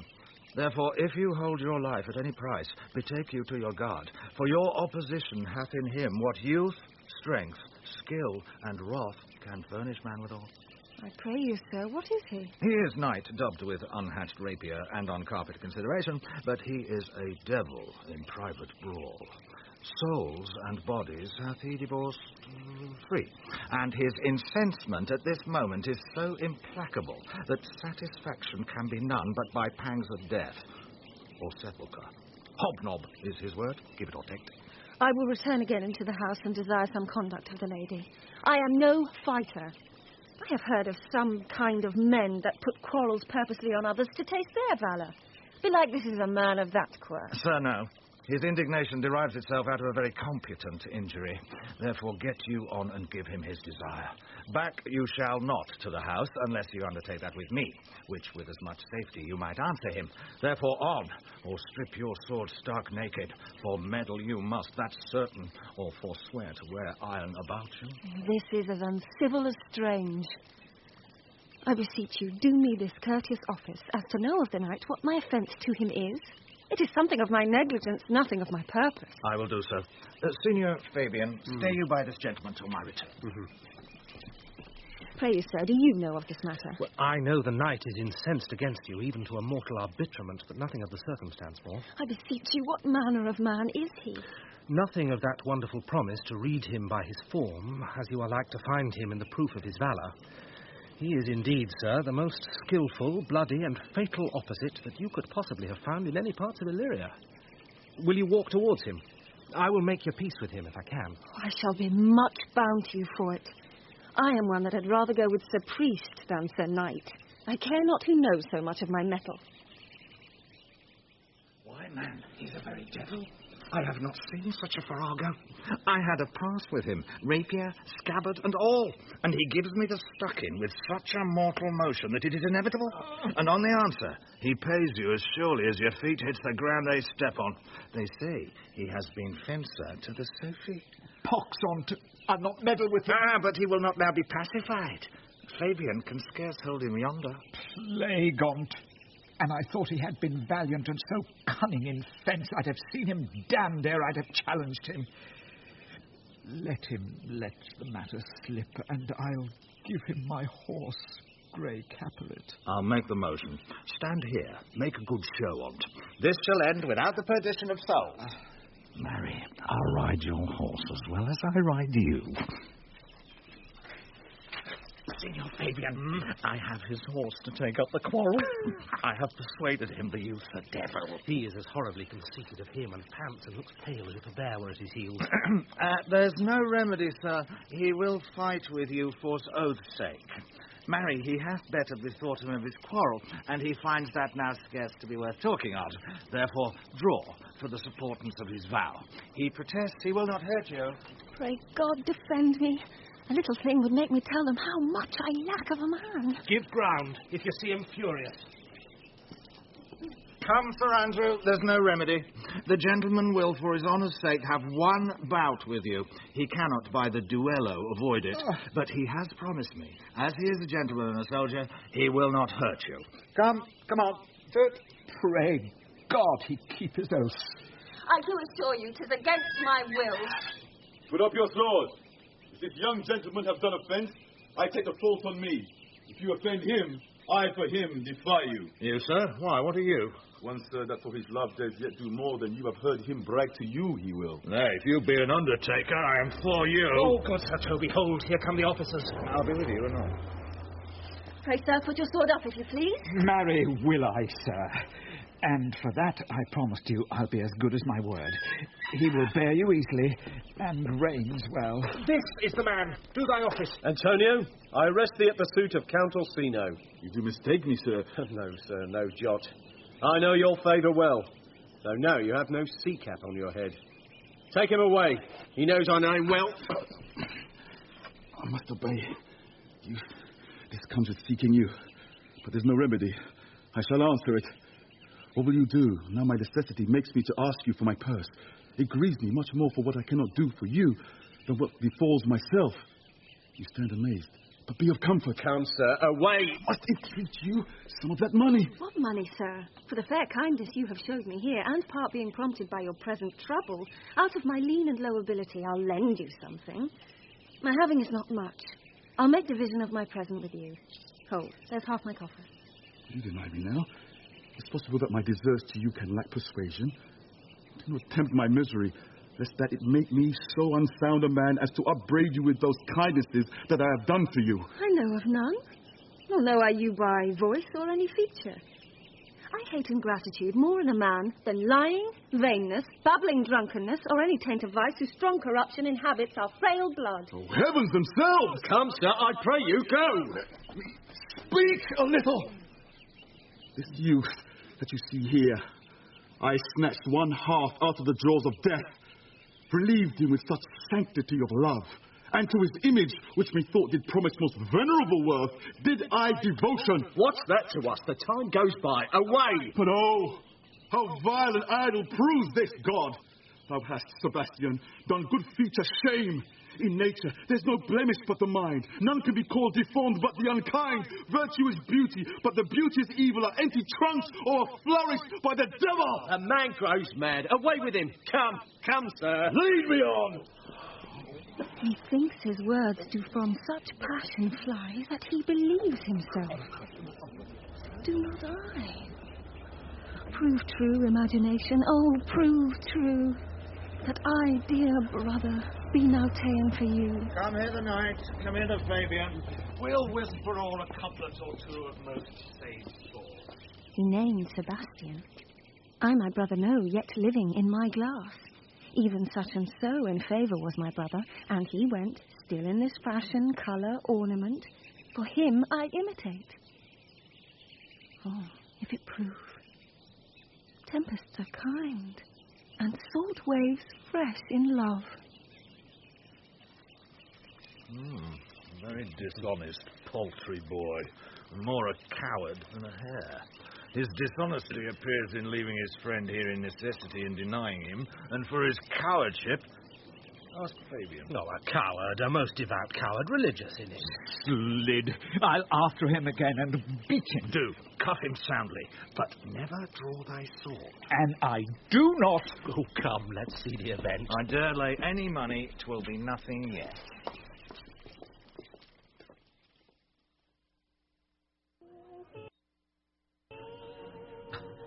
Will you make me believe that I am not sent for you? Go to. Thou art a foolish fellow. Let me be clear of thee. Well held out, in fact. No, I do not know you, nor am I not sent to you by my lady to bid you come speak with her, nor your name is not Master Cesario, nor this is not my nose, neither nothing that is so is so. I prithee, vent thy folly somewhere else. Thou know'st not me. Vent my folly? Oh! He has heard that word of some great man and now applies it to a fool. Vent my folly! I'm afraid this great love of the world will prove a cockney. I prithee now ungird thy strangeness and tell me what I shall vent to my lady. Shall I vent to her that thou art coming? I prithee, foolish Greek, depart from me. There's money for thee. If you tarry longer, I shall give worse payment. Now, my troth, thou hast an open hand. These wise men that give fools money get themselves a good report. After 14 years' purchase. Now, sir, have I met you again? There's for you. Why, there's for thee! Oh! And there! Oh! And there! Oh! Are all the people mad? Hold, sir, or I'll throw your dagger or the house. That's what I tell my lady straight. I would not be in some of your coats for tuppence. Come on, sir, hold. Nay, let him alone. I'll go another way to work with him. I'll have an action of battery against him, if there be any law in Illyria. Though I struck him first, yet it's no matter for that. Let go thy hand. Come, sir, I will not let you go. Come, my young soldier, put up your iron. You are well fleshed. Come on! I will be free from here! What wouldst thou now? If thou darest tempt me further, draw thy sword! What? Nay, then, I must have an ounce or two of this malapert blood from you. Hold, Toby! On thy life, I charge thee hold. Madam. Will it be ever thus? Ungracious wretch, fit for the mountains and the barbarous caves where manners ne'er were preached. Out of my sight. Be not offended, dear Cesario. Rudesby, be gone. I prithee, gentle friend, let thy fair wisdom, not thy passion, sway in this uncivil and unjust extent against thy peace. Go with me to my house, and hear thou there how many fruitless pranks this ruffian hath botched up, that thou thereby mayst smile at this. Thou shalt not choose, but go. Do not deny. Beshrew his soul for me. He started one poor heart of mine in thee. What relish is in this? How runs the stream? Or I am mad, or else this is a dream. Let fancy still my sense in Lethe steep. If it be thus to dream, still let me sleep. Nay, come, I prithee. Would thou be ruled by me? Madam, I will. Oh, say so, and so be.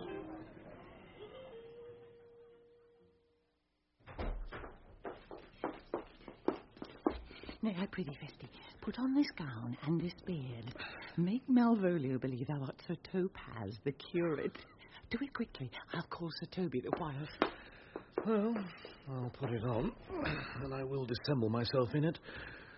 I know what I were the first that ever dissembled in such a gown. I'm not tall enough to become the function well, nor lean enough to be thought a good student, but to be said an honest man and a good housekeeper goes as fairly as to say a careful man and a great scholar. Ah, the competitors enter. Jove bless thee, Master Parson. Bonus dies, Sir Toby. For as the old hermit of Prague that never saw pen and ink very wittily said to a niece of King Gorbatuk, that is. So I, being Master Parson, am Master Parson.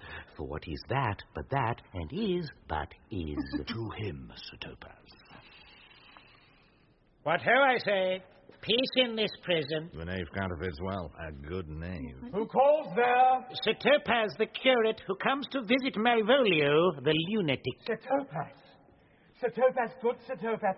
Go to my lady. Out, hyperbolical fiend! How vexest thou this man? Talkst thou nothing but of ladies? Well said, Master Parson. Sir Topaz, never was man thus wronged.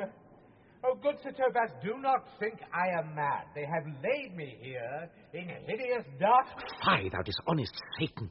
I call thee by the most modest terms, for I am one of those gentle ones that will use the devil himself with courtesy. Sayest thou, that house is dark? As hell, Sir Topaz. Why, it hath bay windows, transparent as barricadoes, and the clerestories towards the south-north are as lustrous as the ebony, and yet complainst thou of obstruction? I am not mad, Sir Topaz! I say to you, this house is dark! Madman, thou errest. I say there is no darkness but ignorance, in which thou art more puzzled than the Egyptians in their fog. I say this house is as dark as ignorance, though ignorance were as dark as hell. And I say there was never man thus abused. I'm no more mad than you are. Make the trial of it in any constant question. What is the opinion of Pythagoras concerning wildfowl? That the soul of our grandam might happily inhabit a bird. What thinkst thou of his opinion? I think nobly of the soul, and no way approve his opinion. Fare thee well. Remain thou still in darkness. Thou shalt hold the opinion of Pythagoras ere I will allow thy wits. And fear to kill a woodcock, lest thou dispossess the soul of thy grandam. Fare thee well. Sir Topaz! Sir Topaz! My most exquisite Sir Topaz. Nay, I am for all waters. Thou mightst have done this without thy beard and gown. He sees thee not. To him in thine own voice, and bring me word how thou find'st him. I would we were well rid of this knavery. If he may be conveniently delivered, I would he were, for I am now so far in offence with my niece that I cannot pursue with any safety this sport, the upshot. Come by and by to my chamber. Come, Maria. Hey, Robin, jolly Robin, tell me how my lady does. Fool! My lady is unkind, Purdy. Fool! Alas, why is she so? Fool, She I loves say. another. Who calls her? Good fool. As ever thou wilt deserve, well at my hand, help me to a candle and pen and ink and paper. As I am a gentleman, I will live to be thankful to thee for it. Master Malvolio! Aye, good fool. Alas, sir, how fell you besides your 5 wits? Fool, there was never man so notoriously abused. I'm as well in my wits, fool, as thou art. Oh, but as well? Then you are mad indeed if you be no better in your wits than a fool. They have here profited me. Keep me in darkness, send ministers to me, asses, and do all they can to face me out of my wits. Shh. Advise you what you say. The minister is here. Malvolio, thy wits the heavens restore. Endeavour thyself to sleep and leave thy vain bibble-babble. Sir Topaz? Maintain no words with him, good fellow. Who, I, sir? Not I, sir. God by you, good Sir Topaz. Marry, amen. I will, sir, I will. Fool! Fool, I say! Alas, be patient. What say you, sir? I am shent for speaking to you. Good fool, help me to some light and some paper. I tell thee, I'm as well in my wits as any man in Illyria. Well, a day that you were, sir. By this hand I am. Oh, good fool, some ink, paper, and light, and convey what I will set down to my lady. It shall advantage thee more than ever the bearing of letter did. I will help you to it, but tell me true, are you not mad indeed, or do you but counterfeit? Believe me, I am not, I tell thee true. Nay, I'll ne'er believe a madman till I see his brains. I will fetch you light and paper and ink. Fool, I'll requite it in the highest degree. Sir, and anon, sir, I'll be with you again. In a trice, like to the old vice, your need to sustain. Who with dagger of laugh in his rage and his wrath cried, ah, to the devil, like a mad lad, pare thy nails, dad, adieu, good man devil.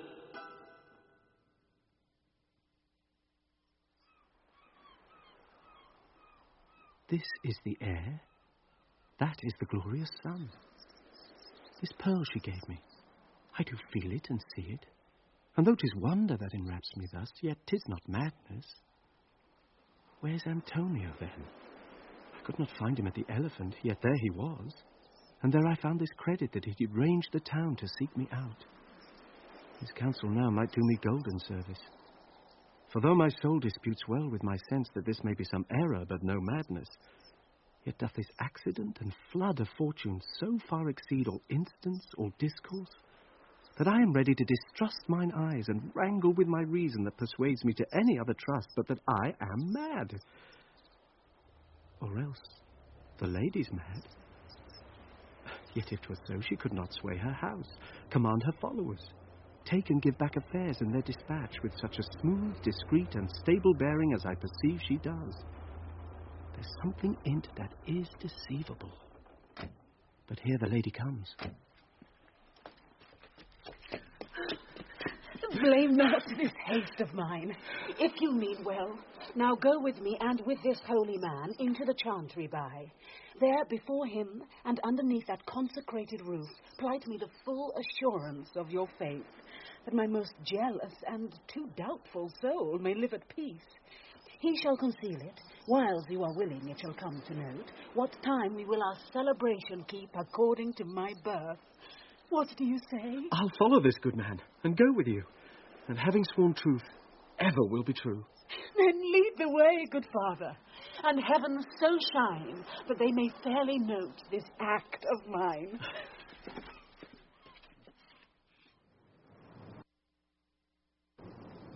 Now, as thou lovest me, let me see his letter. Good Master Fabian, grant me another request. Anything? Do not desire to see this letter. Oh, this is to give a dog, and in recompense desire my dog again. Belong you to the Lady Olivia, friends? Aye, sir, we are some of her trappings. I know thee well. How dost thou, my good fellow? Truly, sir, the better for my foes and the worse for my friends. Just the contrary, the better for thy friends. No, sir, the worse. How can that be? Marry, sir, they praise me and make an ass of me. Now my foes tell me plainly I am an ass, so that by my foes, sir, I profit in the knowledge of myself, and by my friends I'm abused, so that conclusions to be as kisses, if your 4 negatives make you 2 affirmatives, why then the worse for my friends and the better for my foes. Why, this is excellent. By my trust, sir, no, though it please you to be one of my friends. That will not be the worse for me. There's gold. But that it will be double dealings, sir. I would you could make it another. Oh, you give me ill counsel. Put your grace in your pocket, sir, for this once, and let your flesh and blood obey it. Well, I will be so much a sinner to be a double dealer. There's another. Primo secundo tertio is a good play. And the old saying is, the third pays for all. The triplex, sir, is a good tripping measure. Or the bells of St. Bennet, sir, may put you in mind. 1, 2, 3. You can fool no more money out of me at this throw. If you will let your lady know I'm here to speak with her, and bring her along with you, it may awake my bounty further. Marry, sir, lullaby to your bounty till I come again. I go, sir, but I would not have you to think that my desire of having is the sin of covetousness. But, as you say, sir, let your bounty take a nap. I will awake it anon. Here comes the man, sir, that did rescue me. That face of his I do remember well. Yet when I saw it last, it was besmeared as black as Vulcan in the smoke of war. A bawbling vessel was he captain of, for shallow draught and bulk unprizable, with which such scatheful grapple did he make with the most noble bottom of our fleet, that very envy and the tongue of loss cried fame and honour on him. What's the matter? Orsino, this is that Antonio that took the Phoenix and a fraught from Candy. And this is he that did the tiger board when your young nephew Titus lost his leg. Here in the streets, desperate of shame and state, in private brabble did we apprehend him. He did me kindness, sir, drew on my side, but in conclusion put strange speech upon me. I know not what 'twas, but distraction. Notable pirate, thou saltwater thief, what foolish boldness brought thee to their mercies, whom thou in terms so bloody and so dear hast made thine enemies? Orsino, noble sir, you please that I shake off these names you give me. Antonio never yet was thief or pirate, though I confess on base and ground enough, Orsino's enemy. A witchcraft drew me hither. That most ingrateful boy there by your side, from the rude seas enraged and foamy mouth, did I redeem. A racked, past hope he was. His life I gave him, and did thereto add my love without retention or restraint, all his in dedication. For his sake did I expose myself, pure for his love, into the danger of this adverse town, due to defend him when he was beset, where, being apprehended, his false cunning, not meaning to partake with me in danger, taught him to face me out of his acquaintance, and grew a 20 years removed thing, while one would wink, denied me mine own purse, which I had recommended to his use not half an hour before. How can this be? When came he to this town? Today, my lord. For 3 months before, no interim, not a minute's vacancy, both day and night, did we keep company. Here comes the Countess. Now heaven walks on earth. But for thee, fellow, thy words are madness. 3 months this youth hath tended upon me. But more of that anon. Take him aside. What would my lord? But that he may not have, wherein Olivia may seem serviceable. Cesario, you do not keep promise with me. Madam? Gracious Olivia. What do you say, Cesario, good my lord? My lord would speak. My duty hushes me. If it be aught to the old tune, my lord, it is as fat and fulsome to mine ear as howling after music. Still so cruel. Still so constant, lord. What, to perverseness? You uncivil lady. To his ingrate and unauspicious altars my soul the faithless offerings have breathed out that ever devotion tended. What shall I do? Even what it please, my lord, that shall become him. Why should I not? Had I the heart to do it, like to the Egyptian thief at point of death, kill what I love? A savage jealousy that sometimes savours nobly? But hear me this. Since you to non-regardance cast my faith, and that I partly know the instrument that screws me from my true place in your favour, live you the marble-breasted tyrant still, but this your minion, whom I know you love, and whom by heaven I swear I tender dearly, him will I tear out of that cruel eye where he sits crowned in his master's spite. Come, boy, with me. My thoughts are ripe in mischief. I'll sacrifice the lamb that I do love to spite a raven's heart within a dove. And I, most jocund, apt, and willingly to do you rest, 1,000 deaths would die. Where goes Cesario? After him I love. More than I love these eyes, more than my life. More by all mores than e'er I shall love wife. If I do feign you witnesses above, punish my life for tainting of my love. I me, detested! How am I beguiled? Who does beguile you? Who does you wrong? Hast thou forgot thyself? Is it so long? Call forth the Holy Father. Madam. Come, away! Whither, my lord? Cesario, husband! Stay. Husband? Aye, husband. Can he that deny? Husband, sir? No, my lord, not I. Alas, it is the baseness of thy fear that makes thee strangle thy propriety. Fear not, Cesario. Take thy fortunes up.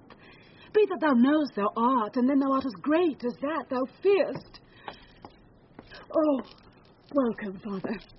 Father, I charge thee, by thy reverence, here to unfold, though lately we intended to keep in darkness what occasion now reveals before 'tis ripe, what thou dost know hath newly passed between this youth and me.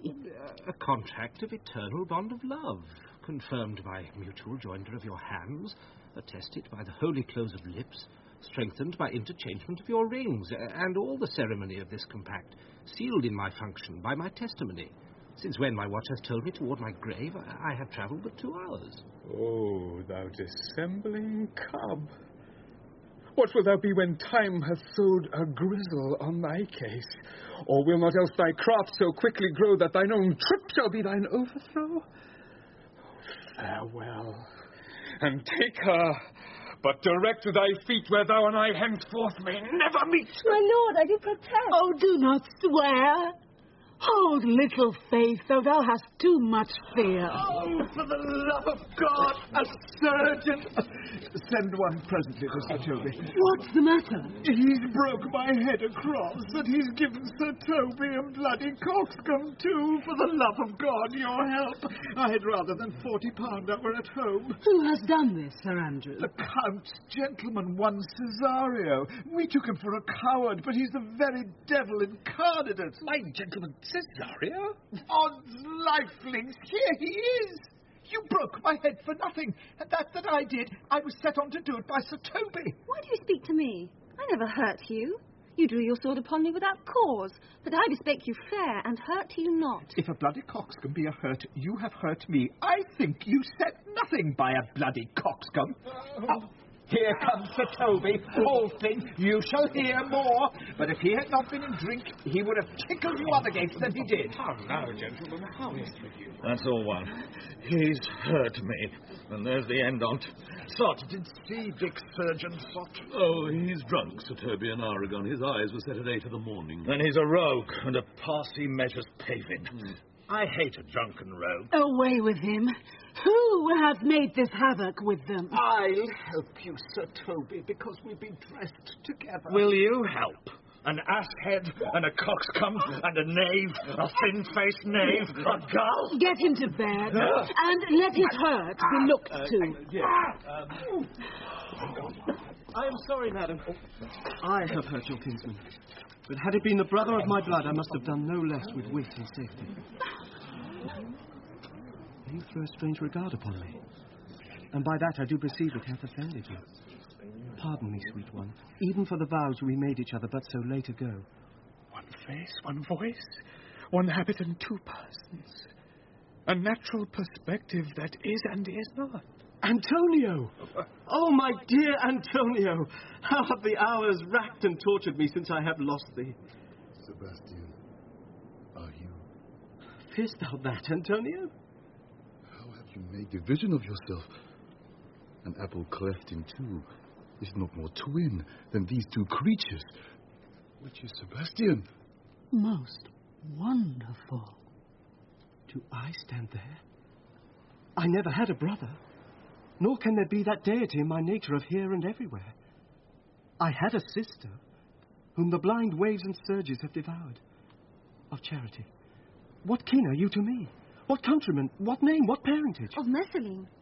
Sebastian was my father. Such a Sebastian was my brother too. So went he suited to his watery too. If spirits can assume both form and suit, you come to fright us. A spirit I am indeed, but am in that dimension grossly clad, which from the womb I did participate. Were you a woman, as the rest goes even, I should my tears let fall upon your cheek and say, thrice welcome, drowned Viola. My father had a mole upon his brow. And so had mine. And died that day when Viola from her birth had numbered 13 years. Oh, that record is lively in my soul.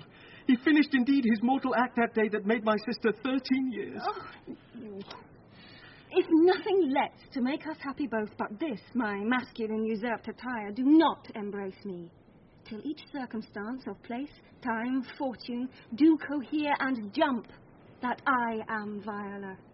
Which to confirm, I'll bring you to a captain in this town, where lie my maiden weeds, by whose gentle help I was preserved to serve this noble count. All the occurrence of my fortune since hath been between this lady and this lord. So comes it, lady, you have been mistook. But nature to her bias drew in that. You would have been contracted to a maid, nor are you therein by my life deceived. You are betrothed both to a maid and man. Be not amazed, right noble is his blood. If this be so, yet as the glass seems true, I shall have share in this most happy wrack. Boy, thou hast said to me 1,000 times, thou never shouldst love woman like to me. And all those sayings will I overswear, and all those swearings keep as true in soul as doth that orbed continent the fire that severs day from night. Give me thy hand, and let me see thee in thy woman's weeds. The captain that did bring me first on shore hath my maid's garments. He, upon some action, is now in durance at Malvolio's suit, a gentleman and follower of my lady's. He shall enlarge him. Fetch Malvolio hither.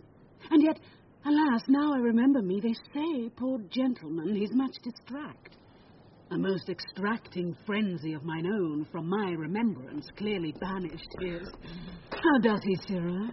Truly, madam, he holds Beelzebub at the stave's end as well as a man in his case may do. He's here written a letter to you. I should have given it to you today morning, but as a madman's epistles are no gospels, so it skills not much when they are delivered. Open it and read it. Look then to be well edified when the fool delivers the madman. By the Lord, madam! Now art thou mad? No, madam, I do but read madness.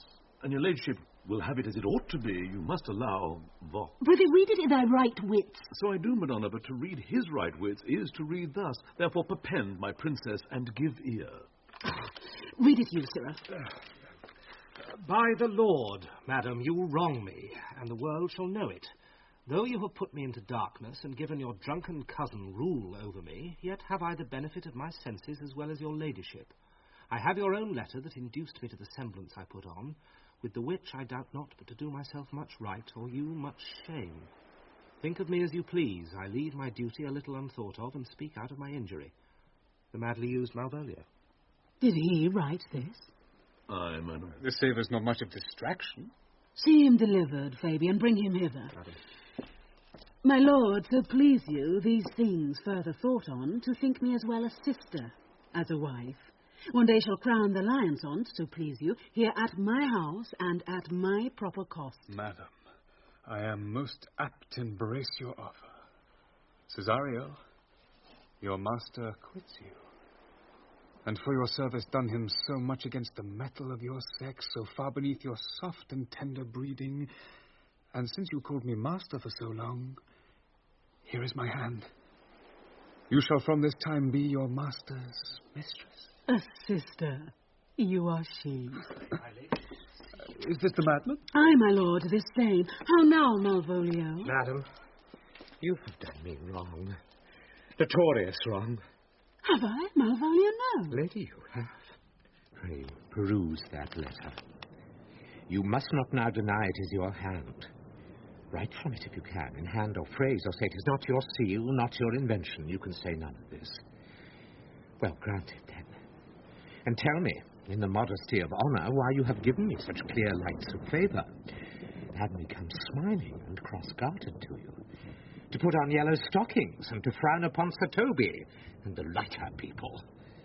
And acting this in an obedient hope, why have you suffered me to be imprisoned, kept in a dark house, visited by the priest, and made the most notorious geck and gull that our invention played on? Tell me why. Alas, Malvolio, this is not my writing, though I confess much like the character.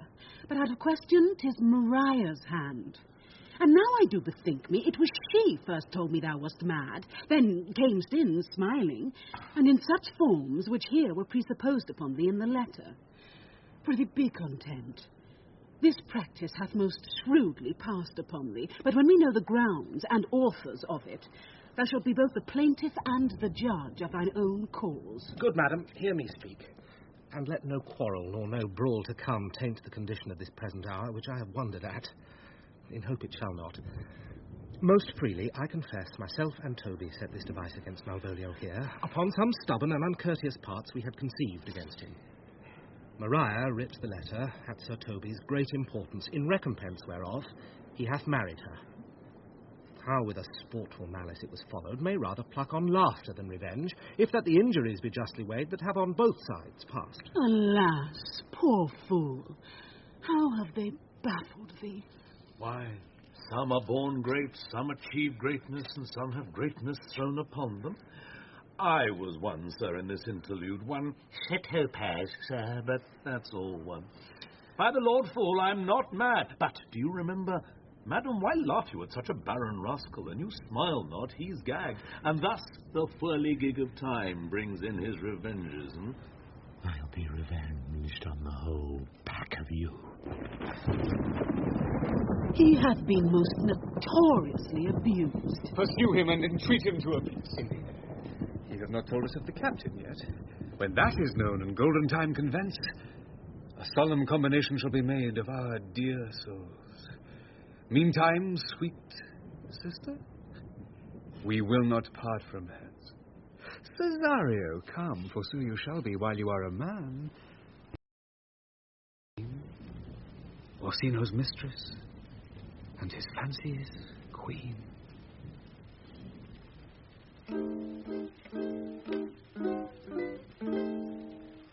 When that I was but a tiny little boy, with a hey-ho, the wind and the rain, a foolish thing was but a toy, for the rain it raineth every day.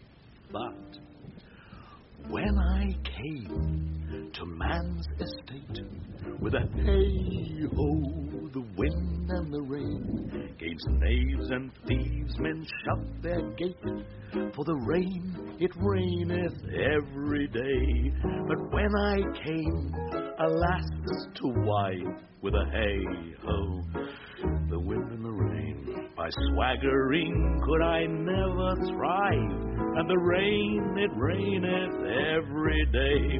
But when I came unto my beds, with a hey-ho, the wind and the rain, with tosspots still had drunken heads. And the rain, it raineth every day. A great while ago, the world began, with a hey-ho, the wind and the rain. But that's all one, our play is done, and we'll strive to please you every day.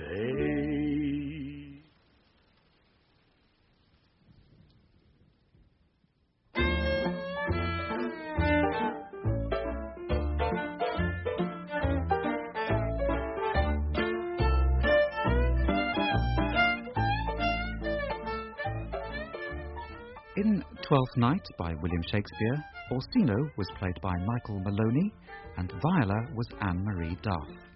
The captain was John Rowe and Olivia was Josette Simon. Malvolio was Hugh Ross, Feste, Nicky Henson, Maria, Geraldine Fitzgerald, Sir Toby Belch, Philip Jackson, Sir Andrew Aguecheek, Dermot Crowley. Fabian was Christopher Wright, Sebastian was Ewan Thomas, and Antonio, Brian Bovell. The music was composed by Neil Brand and performed by Neil Brand piano, Max de Wardener double bass, Stuart Hall violin, and George Hinchcliffe ukulele. The songs were sung by Nicky Henson. Twelfth Night was directed by Owen O'Callaghan.